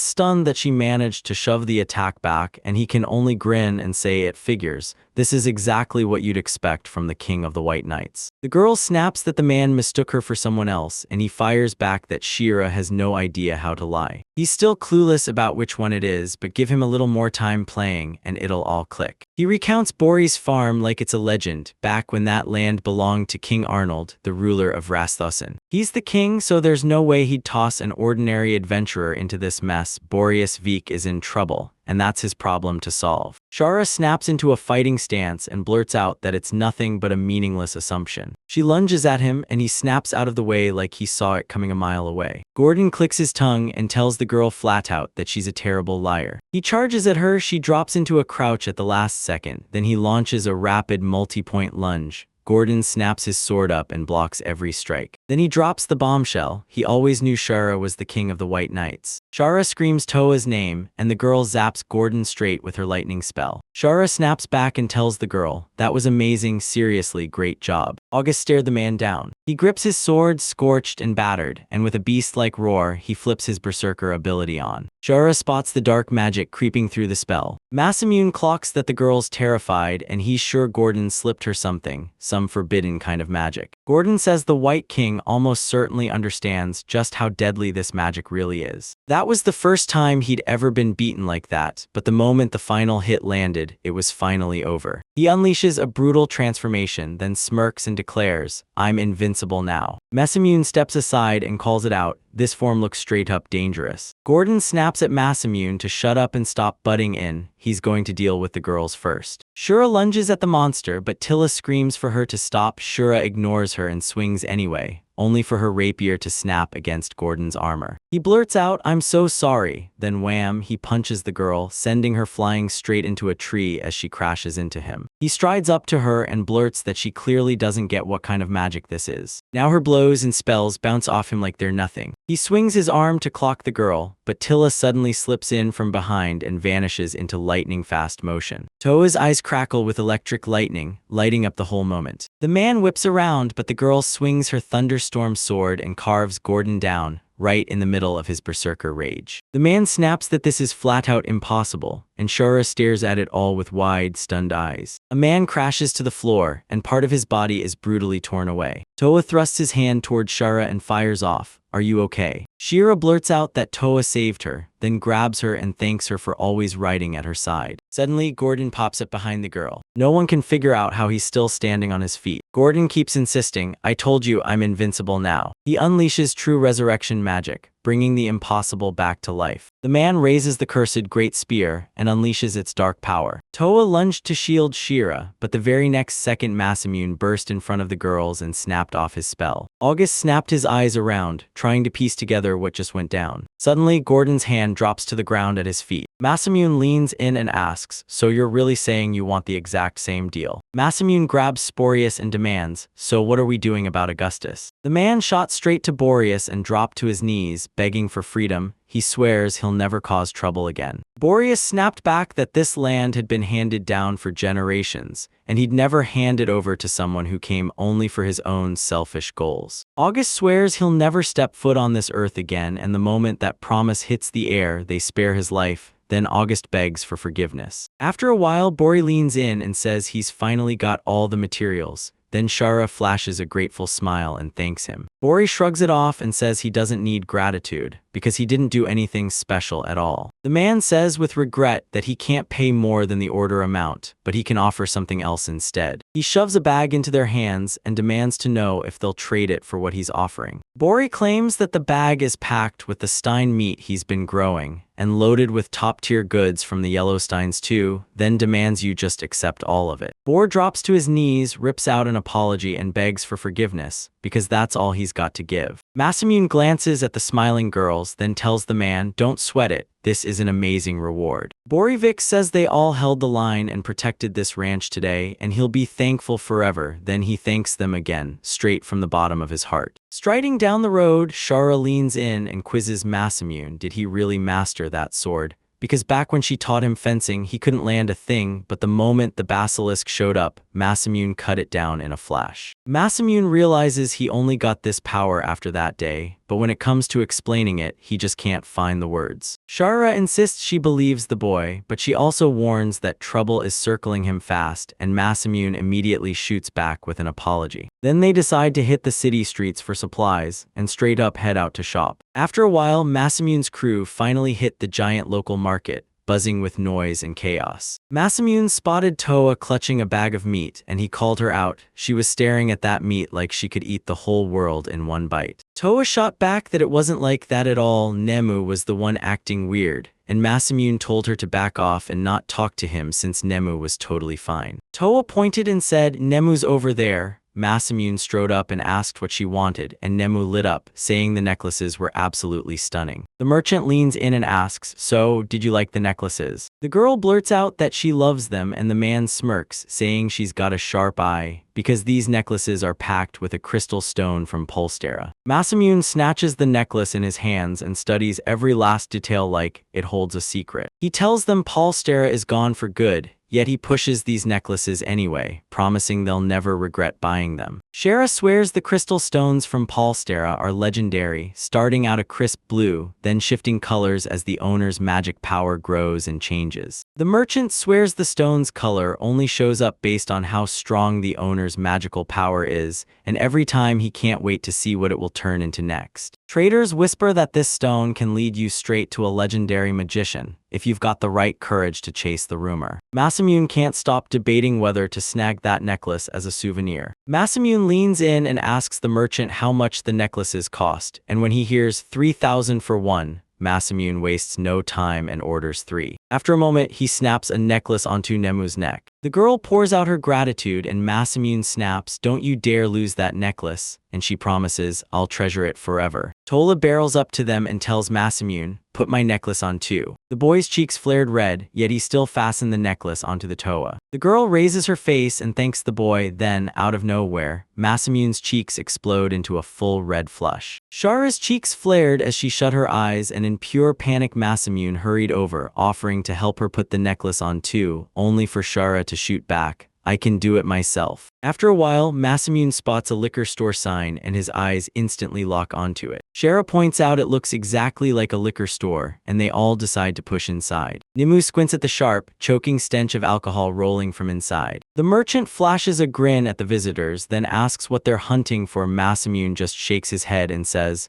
"Nope, not really." The man jabs a finger at the pricey drinks and blurts that these are the ones he swears by. Masamune instantly realizes this is about to wreck his wallet. Right then, he spots a sign, and the man leans in to tell him that the drink called Old Held is gone for good. Masamune leans in and asks, "Is this wine?" The man freezes, stunned, and blurts, "What?" because the kid has zero clue what that drink even is. Old Held is a brand with a ghost wine name, and it's vanished for good. No one's making it anymore. Even the merchant can't say how many of those bottles still haunt the world. Masamune suddenly clicks. He's seen that label before, and he knows he named it somewhere too. Suddenly, it hits him back in that dungeon at the start of his journey. He found a drink. He pulls out a bottle and demands, "Is this stuff really Old Geld?" The man snatches Masamune's hand and gasps in terror, "Can you see?" Masamune's eyes widen with fear, then he nods, scared out of his mind. The man leans over the bottle, inspecting every detail with his instruments, and when Toa asks if it's the very same wine Masamune drank, then insists she can try it too,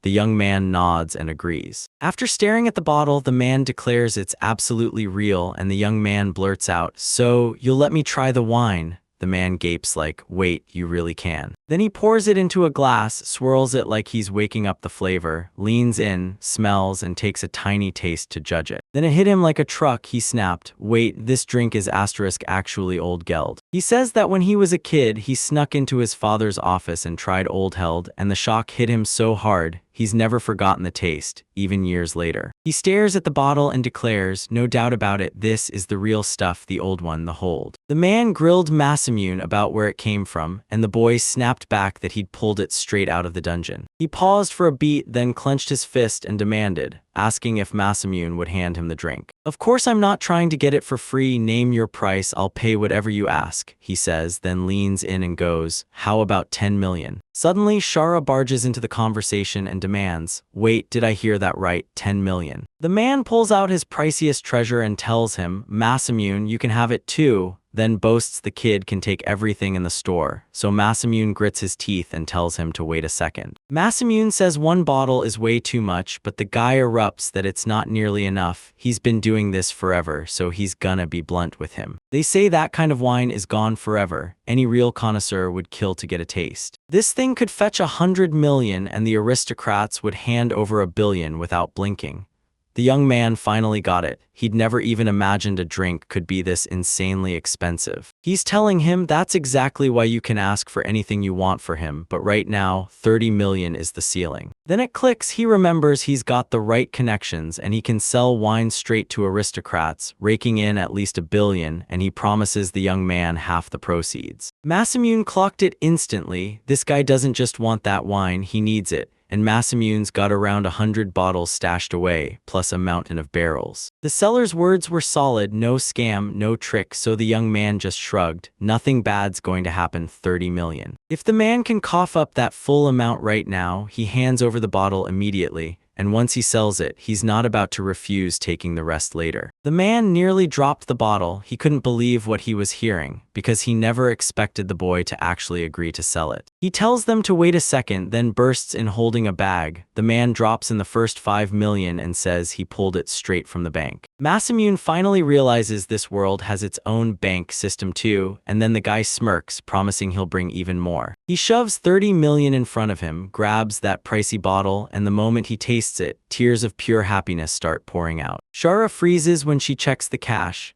and then realizes Masamune had old geld stashed away in it all along. The young man leans in and asks if she really knows about that drink too, and the girl smiles, telling him her father owns the Budo vineyards. The merchant man leans in and asks Shara if she's blood-related to the Ikarat family. She grins and declares she's the daughter of Brown Ikarat. As a kid, they'd swear Old Gelt was the finest wine on earth, and she believed every word. Then the man nods and insists it's 100% true, promising Masamune he'll come back for sure with the money from it. He slides the bottle into the box and fires off a question: what's the boy doing next? Masamune's mind snaps to Shara's rapier shattering, and the girl winces, swallowing her pride as she admits she's ashamed of how it broke. That rapier gets handed to every knight of the White King, so yeah, it was forged for her alone, meaning if it ever broke, good luck finding out what it'd cost to replace. The boy says he'll buy the girl a brand new weapon right now, and Shara admits she can't repay that debt.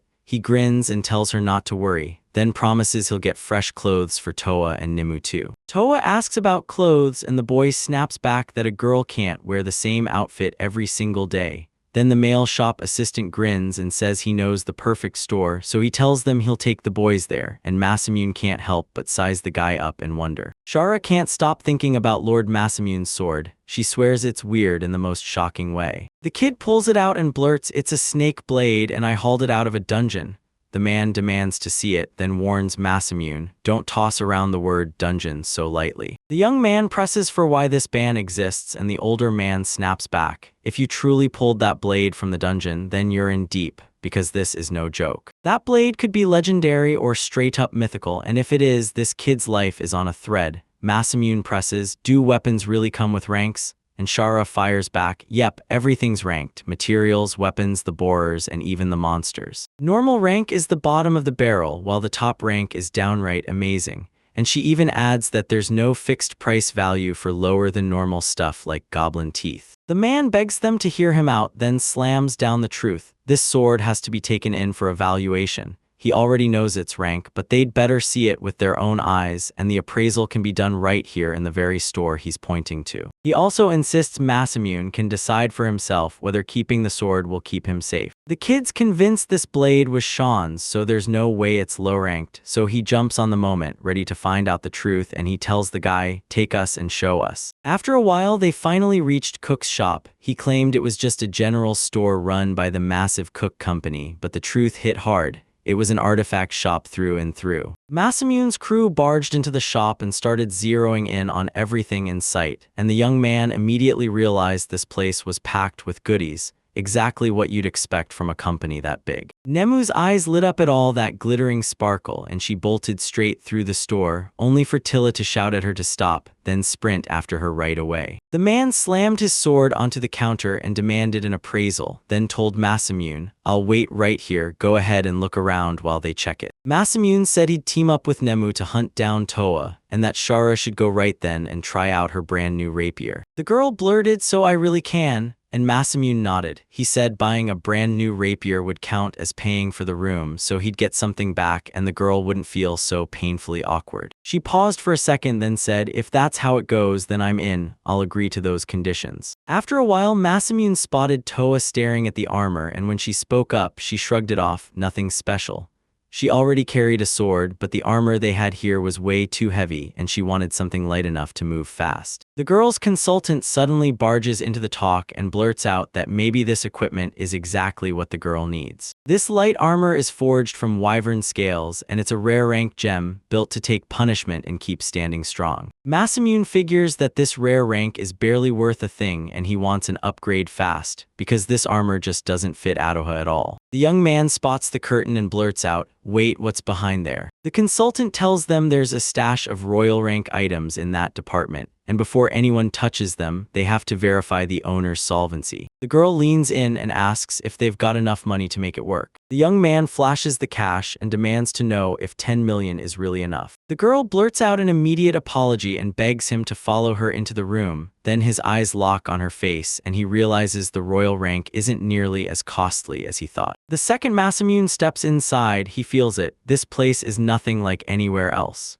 Toa leans in and asks him straight up if he's really willing to blow all 10 million. She tells him, "You don't need to burn that much money, even if you're wearing royal rank," and the young man fires back, then get the armor here made from the very best materials. Aichi doesn't have a clue what it should cost, so he refuses to hand over everything yet. He tells them to shop around first and see what it's really worth. That young guy steps up to the display case, leans in, and yells at Toa, demanding to know what's going on with those things. The consultant points at it and declares, "This is the Guardian's Hagoromo, crafted by a top-tier alchemist using royal-grade cloth and materials. Built to last, stretch with you, and stay shockingly light." Toa shot the boy a question. What did he think? He shrugged and said it felt right, perfect for the girl, way better than lugging around heavy armor, so they grabbed the item and ran with it. Masamune shoots off a question about the price and the answer hits hard. 1.5 million. Toa leans in, grilling the boy to make sure he's really certain, and Masamune just shrugs it off, saying there's no issue, they're buying it. The Toa get hauled off to try on the armor, and Masamune spots Nemu staring at the display cases.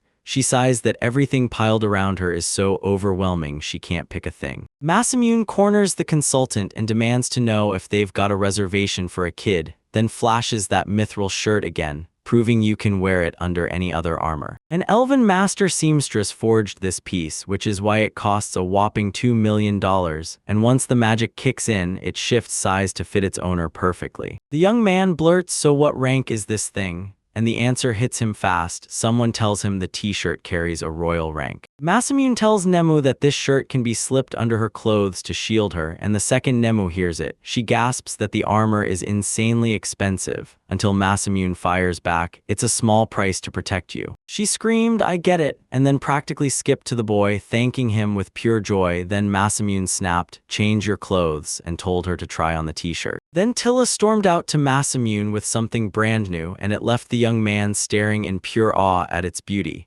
while Tilla looked at him and demanded his honest opinion. The young man, totally flustered, blurts out that the outfit fits Toa perfectly, then asks where she got the new clothes, only for Toa to grin and say the consultant chose them and insisted they'd look amazing on her. Then Nemu stepped out to Masamune and told him she'd changed, new sweater, no question about it. Masamune demanded where she got it, and Nemu said the consultant picked the clothes out for her. Nemu spotted the hood's secret ear compartment, and just then a man stepped out and said it was built purely for the girl's look, so she could hear perfectly even with the hood up. Masamune couldn't help but notice how over-the-top that special service was. While Shara stared at a beautiful rapier etched with a snowflake by the hilt, Masamune suddenly slid up beside her and asked if she liked it. The girl snapped that she didn't like her at all, and the young man immediately clocked exactly what was going on in her head. The consultant declared that this unicorn horn rapier came straight from the mountains of Arda, so the young man immediately pressed, "Tell me about those mountains." The girl swore the Arda mountains sit in modern, a brutal, frozen land where snow has piled up for hundreds of years, and the peaks there soar to a terrifying height of 10,000 meters. Most monsters won't even step foot there, the cold bites too hard. Word says unicorns live in those mountains and their bodies soak up icy magic while their horns hoard the biggest stash of it all. Unicorns surviving in conditions that brutal basically screams elite status. So yeah, their materials are top tier too. Masamune fires off a question, "Are you guys really being hunted out in these mountains?" And the girl shrugs, saying unicorns sometimes wander down to the foothills. Like she said before, that rapier is forged from a unicorn's horn, so its blade carries ice gold magic, just like the horn that birthed it. Yeah, this rapier was forged by the best blacksmiths around, so it costs a jaw-dropping $5 million, and that number had Shara breaking out in cold sweat. Masamune leaned in and asked Chara if that girl could actually use ice magic, because if she could, this rapier would fit her like it was made just for her. The girl nodded but then hit him with the truth. This weapon was way too pricey.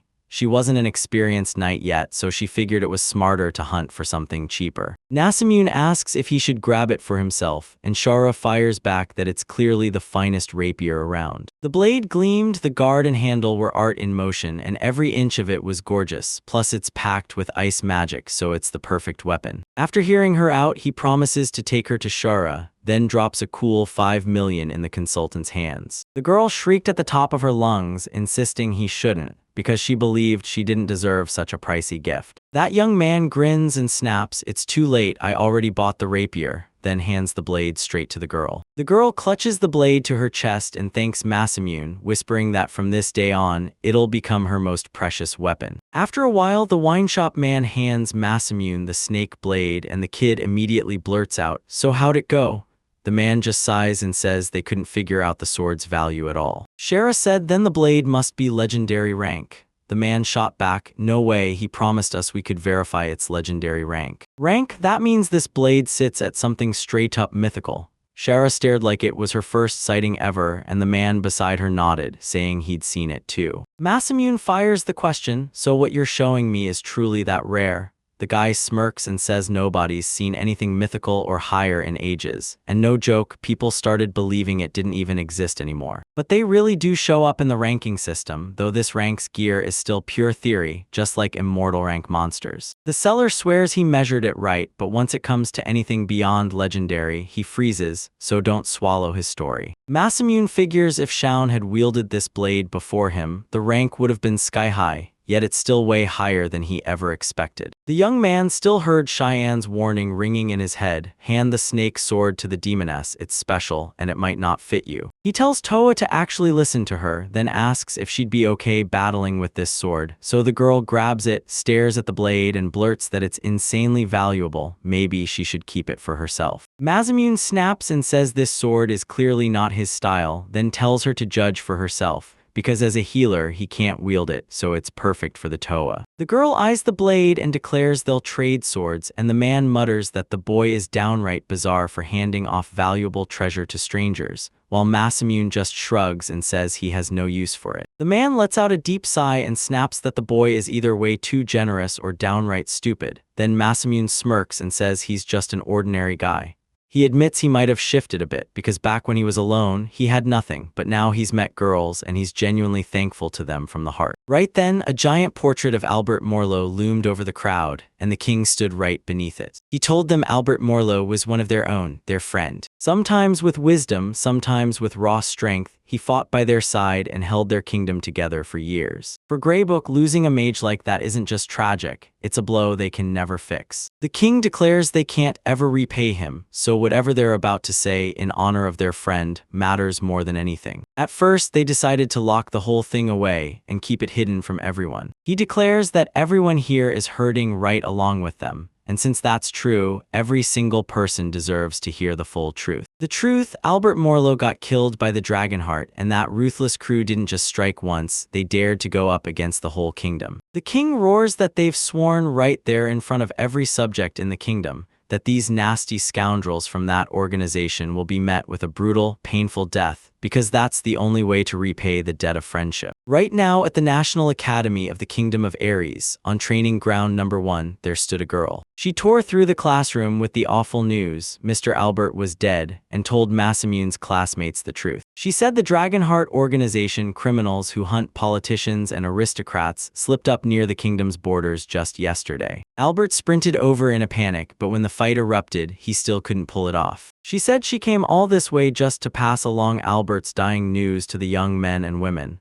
but instead, it felt like she only succeeded in crushing the teenagers' spirits. One of Masamune's old bullies finally admitted that Mr. Albert taught everyone magic and stayed kind even when they messed up. Because he'd been an incredible teacher, everyone genuinely loved him, so they all begged to make sure his final wishes were passed on. The girl thanks them, grinning, and insists Albert would have been proud of the guys. Then she lays it all out. They've got to take down the Demon King and restore peace to these lands. It's Greyberg's main motto and Albert's final testament, left behind like a promise he couldn't carry any longer. She declares that the young men and women are the kingdom's last hope, then begs for someone to lend her their powers. After a while, Sei closes in on a young man named Ikihu and shouts his name at him. He leaned in and demanded to know why Ikiju was really ignoring everything Ares was trying to tell him. They're all fighting to do right by the country, so Ikijo better not dodge his duty during training. The young man insists he heard everything. Now that he's finally got free time, he spends it however he wants, because even after all that, rest is still something he won't ignore. He stares at Sayaki and admits, "You know, you snap at me over every little thing, so I figured Hidaka must feel the same way too." Seiki snapped into a furious shout, ordering Ikijo to stop talking about that dead man, Then Ikijo fired back that the woman had come to tell them the same thing about him. Seiki pressed Ikihu, "What do you mean by the dead man? Are you talking about Ares?"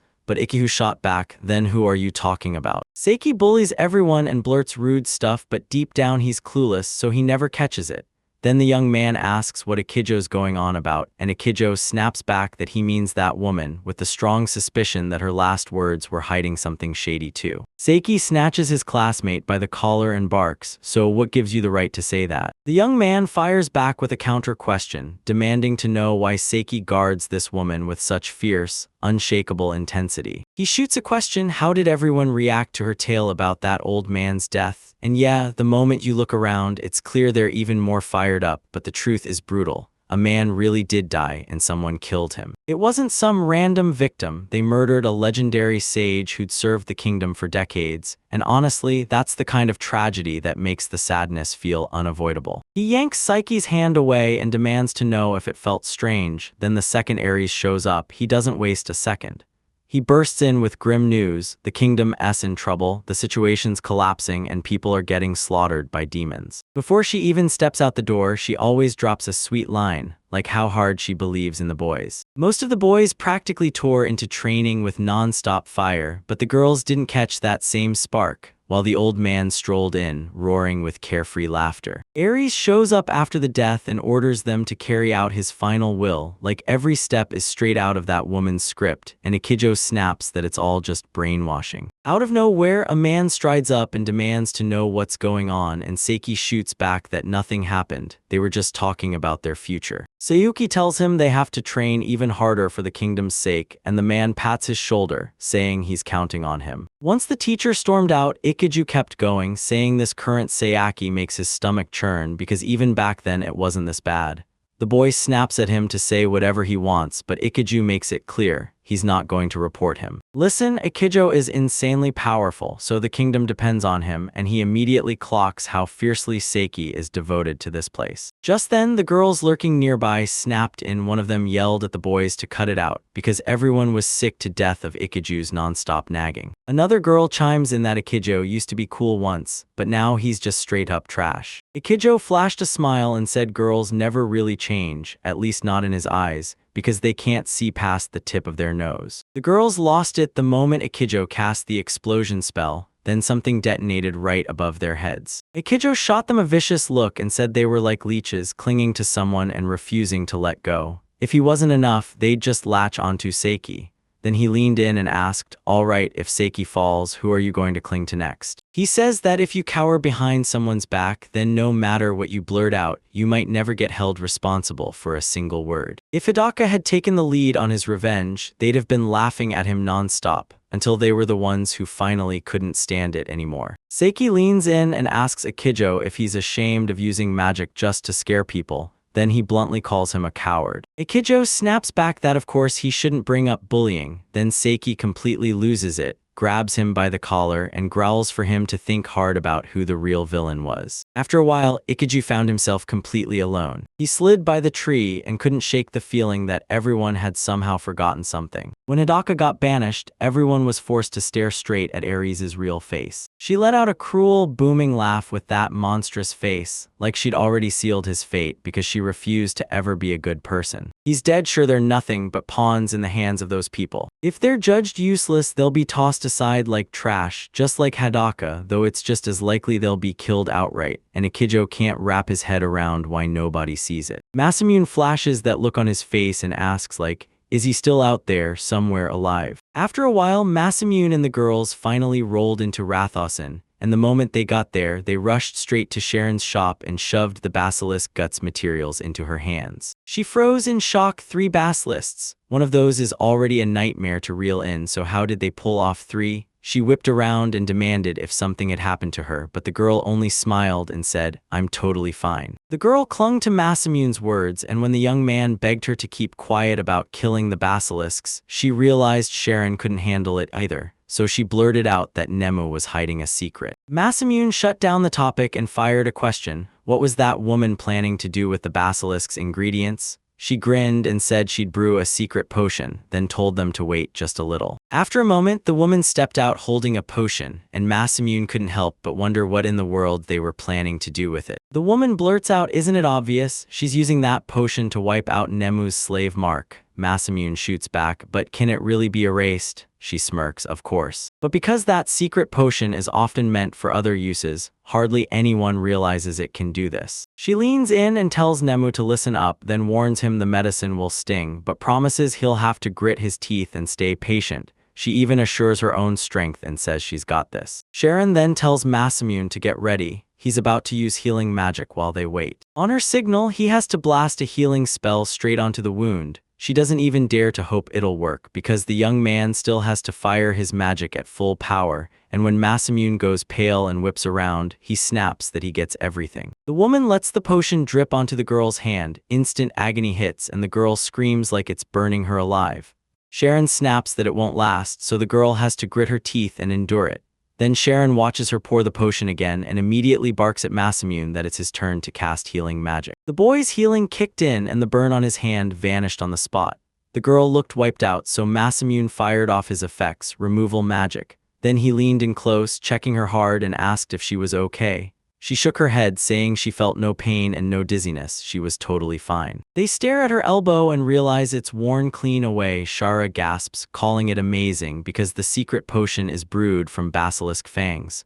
Shara just knew one thing: it strengthens the body. Sharon claims it's normally used like a tonic, but if you crank in a little extra poison, it'll hit you with that effect. Because the poison eats through skin and unleashes brutal pain and mess up the dose and your flesh turns to stone, so you'd better be insanely careful. To be safe, she planned for disaster. If anything went sideways, she'd fire off a healing spell, and she even tucked in an ingredient that cancels petrification, just in case.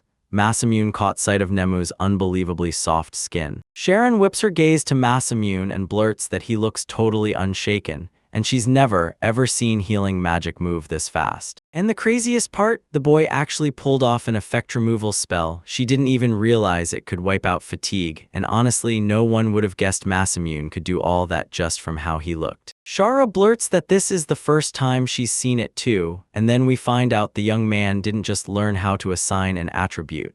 He even asks whether it's really not normal for a healer to be able to do something like that. Sharon blurts out that it's basically unheard of, a healer who can fire off that many spells at once, because most healers can only use the one healing spell they start with. Even if it's nowhere near as powerful as the priest's holy spell, only the most battle-tested healers can still manage a shaky grip on the attribute, and getting that far is already insanely rare. If a healer dares to chase new spells, the moment he tries, everyone starts laughing at him. So even after he gives it everything, all he'll get is the power to heal and some low-tier tribute duty. That's why everyone sneers at healers as the weakest class. Masamune can still see Ares' face the moment she said it. Sharon clocks that Masamune feels different and asks if he knows any other spells. Then he admits that, in essence, he can boost his allies' attack and defense. Sharon and Shara are totally stunned. Then the girl blurts out whether the spell Masamune keeps mentioning really has the name Aura of Hatred,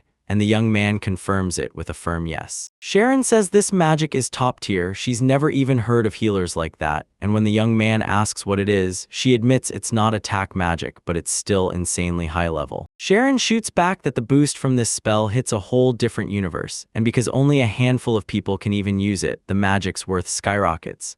Masamune grins, thinking, yeah, I'm still stuck with the weakest class, but once he lands high-level magic, his heart finally feels lighter. After a little while, the girl registrar at the Adventurers Guild declared that the mission to wipe out the basilisk had been officially cleared. She proudly announces that Mr. Nito just got promoted to B rank, and then she turns to you, demanding your congratulations. The girl blurts out that Ms. Totorika's been promoted to S rank, and Masamune snaps, hold on, there's no way that's right, like something's gotta be off. He blurts, how am I supposed to get a B rank when just a few days ago I was an F rank, and a C rank too in the TOA 2 rankings? The girl insists there's zero chance of a mistake, because that choice was handed down by the guild leader. Masamune whips around to Shira and asks if they really promote like that here, and she fires back that normally it takes at least a full year just to climb to the next rank. In most cases, once someone climbs the ranks, it gets brutal. After just a few years, higher status means harder and harder to earn. Masamune figures it'll take at least 4 years to climb from F rank to B rank, and he's not even hit 1 month in this place yet. Shara admits she's not fully in the loop, but tells Masamune she can reach the guild leader if he wants. He shoots her down and insists everything's fine. Then the registrar girl whips around to Shara and blurts that a reward is ready, one she never got a chance to claim earlier. So Shara has to check it out, then sign right where she's told. Masamune instantly clocked that they were really debating Nat Klein's reward, and he even throws out the idea that his promotion could be tied to the same mess, because nothing else is even crossing his mind. He remembers he signed up with the guild as Nito, and Reinhard should recognize the name Masamune, but Hilda already knows that Nito is Masamune. The young man's stomach drops because it's crystal clear he's in deep trouble now. At this point, the guild and the White Royal Knights finally know the terrifying truth: Nito and Masamune are the same person. If this keeps up, that pseudonym will mean nothing at all. Then, out of nowhere, the young man's thoughts get cut short by another man. Masamune spins around and spots that familiar man yelling at the top of his lungs that the boy's pulling missions here again, and Masamune fires back. Does he still not get how pointless he is? Annette just messaged her and said the girl is being summoned to headquarters. Then the young man snapped, "Shara, go, everything's covered here." They shared one last look, said goodbye, and that was it. The man erupts into wild screams again, furious that nobody's listening. Then he threatens to never take ridicule from trash, the kind of fighter he claims is only good for beating goblins. Right as he's spiraling, Nemu cuts in, declares him evil, and orders him to back off and leave his master alone. The man questions who the little girl even is, then turns to the young guy and hits him with the fact that he's with a new girl every time, even claiming he likely gets up to all kinds of things, and that he's totally not squeamish about it. The man apologizes to her and says he's got business with the healer. Then bam, Nenu snaps, springs up, and blasts the cat food skill straight into the guy, sending him skidding clear across the guild. Nenu growls that he's a bully who messes with her master, so now he can get a taste of the cat's fist. The witnesses pointed at Yogi and swore he couldn't drink at all. Masamune's eyes went wide. This hit was exactly that catfist Nemu had warned him about, just like Sharon said.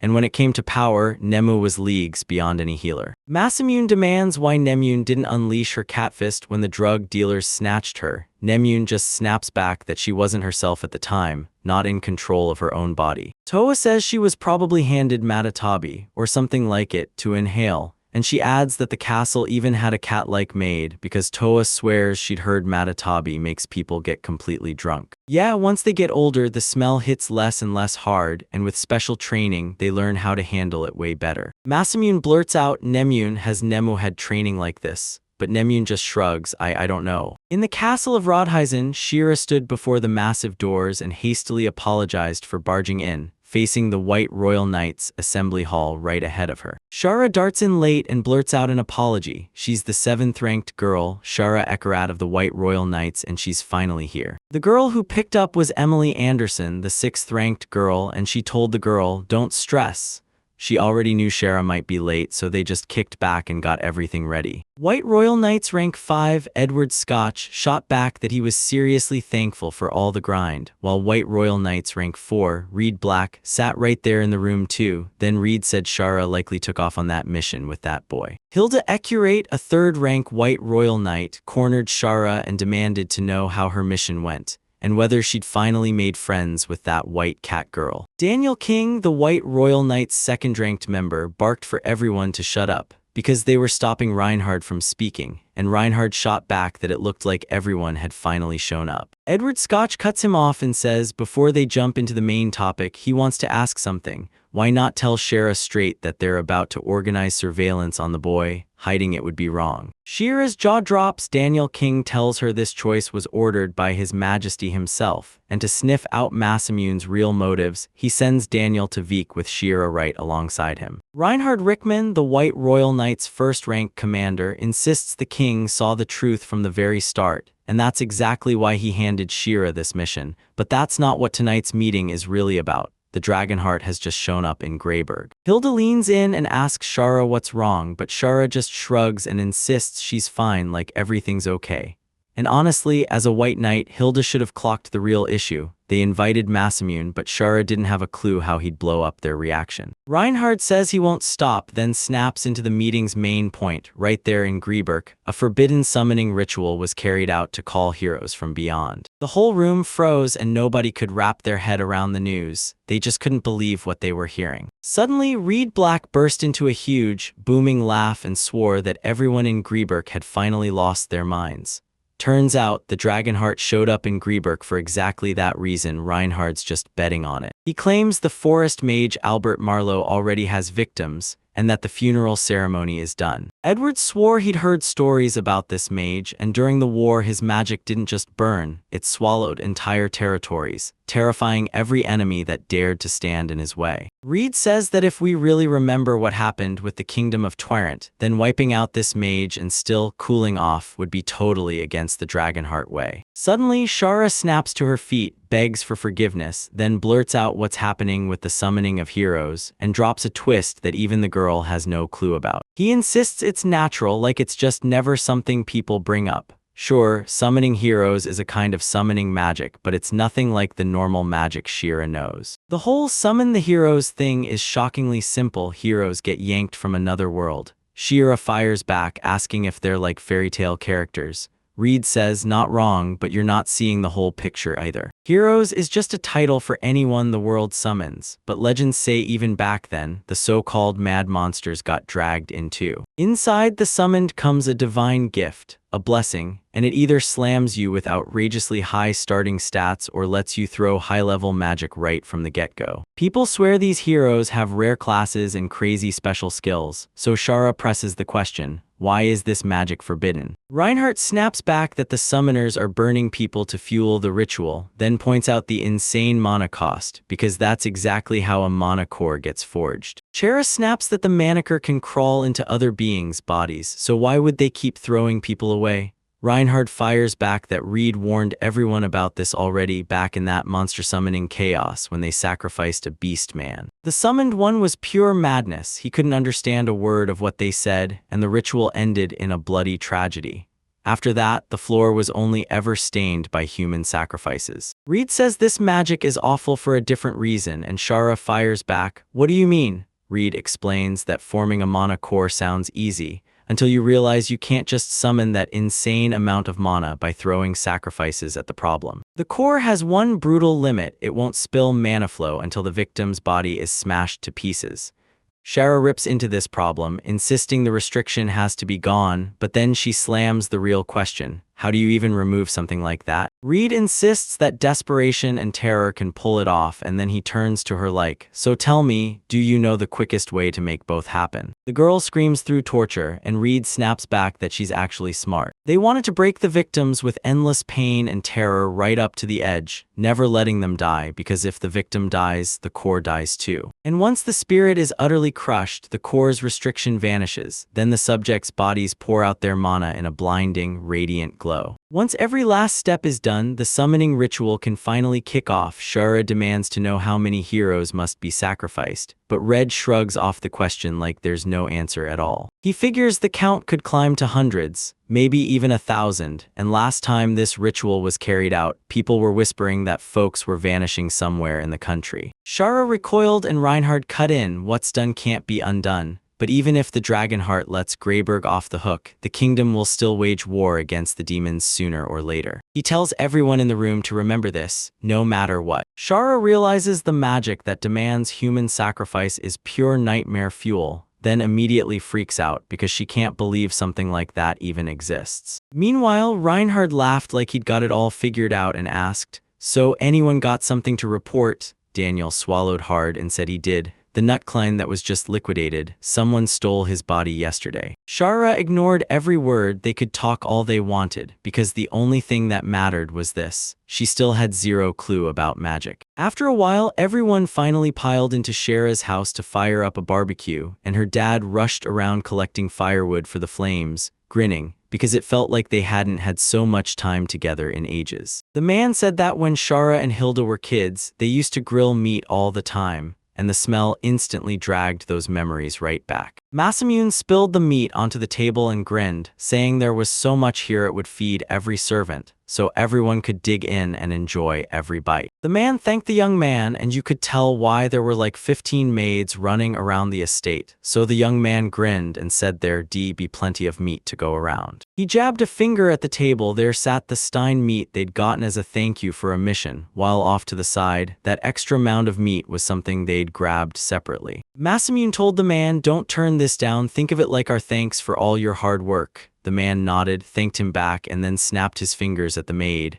"Call everyone. Dinner at the table." Then the young man hauled out 5 bottles of alcohol and even another barrel, shoving the wine at the man and saying, "Here, drink this, I've got more." The man let out a smug chuckle and bragged that he owned a massive vineyard, which meant he had all kinds of top-shelf drinks waiting. He snatches a bottle of wine, then his face twists with pure horror as he yells, because in his hands it's the old. Right out of nowhere, Namu bursts in and declares, "Shara and Hilda are here." After a while, everyone dug into the meat and sipped the expensive wine, and the cook even started crying, like he'd finally tasted all the hopes he'd been holding onto. Masamune watches everyone with a grin, soaking up the happy faces. Then Tola slides up to him and praises how good it is when everyone's smiling, and just when things feel calm, the girl turns to Shara and points out that she's clearly not all right. He spots the girl by herself, then tells her he can see it just as clearly as if it's right in front of him. Soon he closes the distance and asks, right to her face, for permission to sit down beside her. He plops down, eyes sharp, and demands to know what happened to the girl. Shira fires a question at Masamune, "Have you ever heard of summoning heroes?" And the kid freezes in shock before admitting, yeah, he's heard of it. The girl leans in and demands to know if the boy truly understands why this ritual is treated as forbidden. Masamune snaps back that he already knows about the human sacrifices. Then the girl stares, asking why he's still so calm. Today, she finally learned, like a punch to the gut, about the ritual and all the brutal sacrifices and torture that came with it. Masamune snaps, shocked, and demands to know what kind of torture they're talking about. After a while, Shara finally spills the full truth about the ritual, and admits she never even knew magic like that was real. As a royal white knight, she thought she'd be ready for the truth she always wanted to bury, but now magic has her rattled. The boy blurts, "So is this normal?" And right then he shuts down the panic, because not every spell demands sacrifice, and he's sure Shara doesn't need to worry. Good souls will always exist, and so will the bad ones.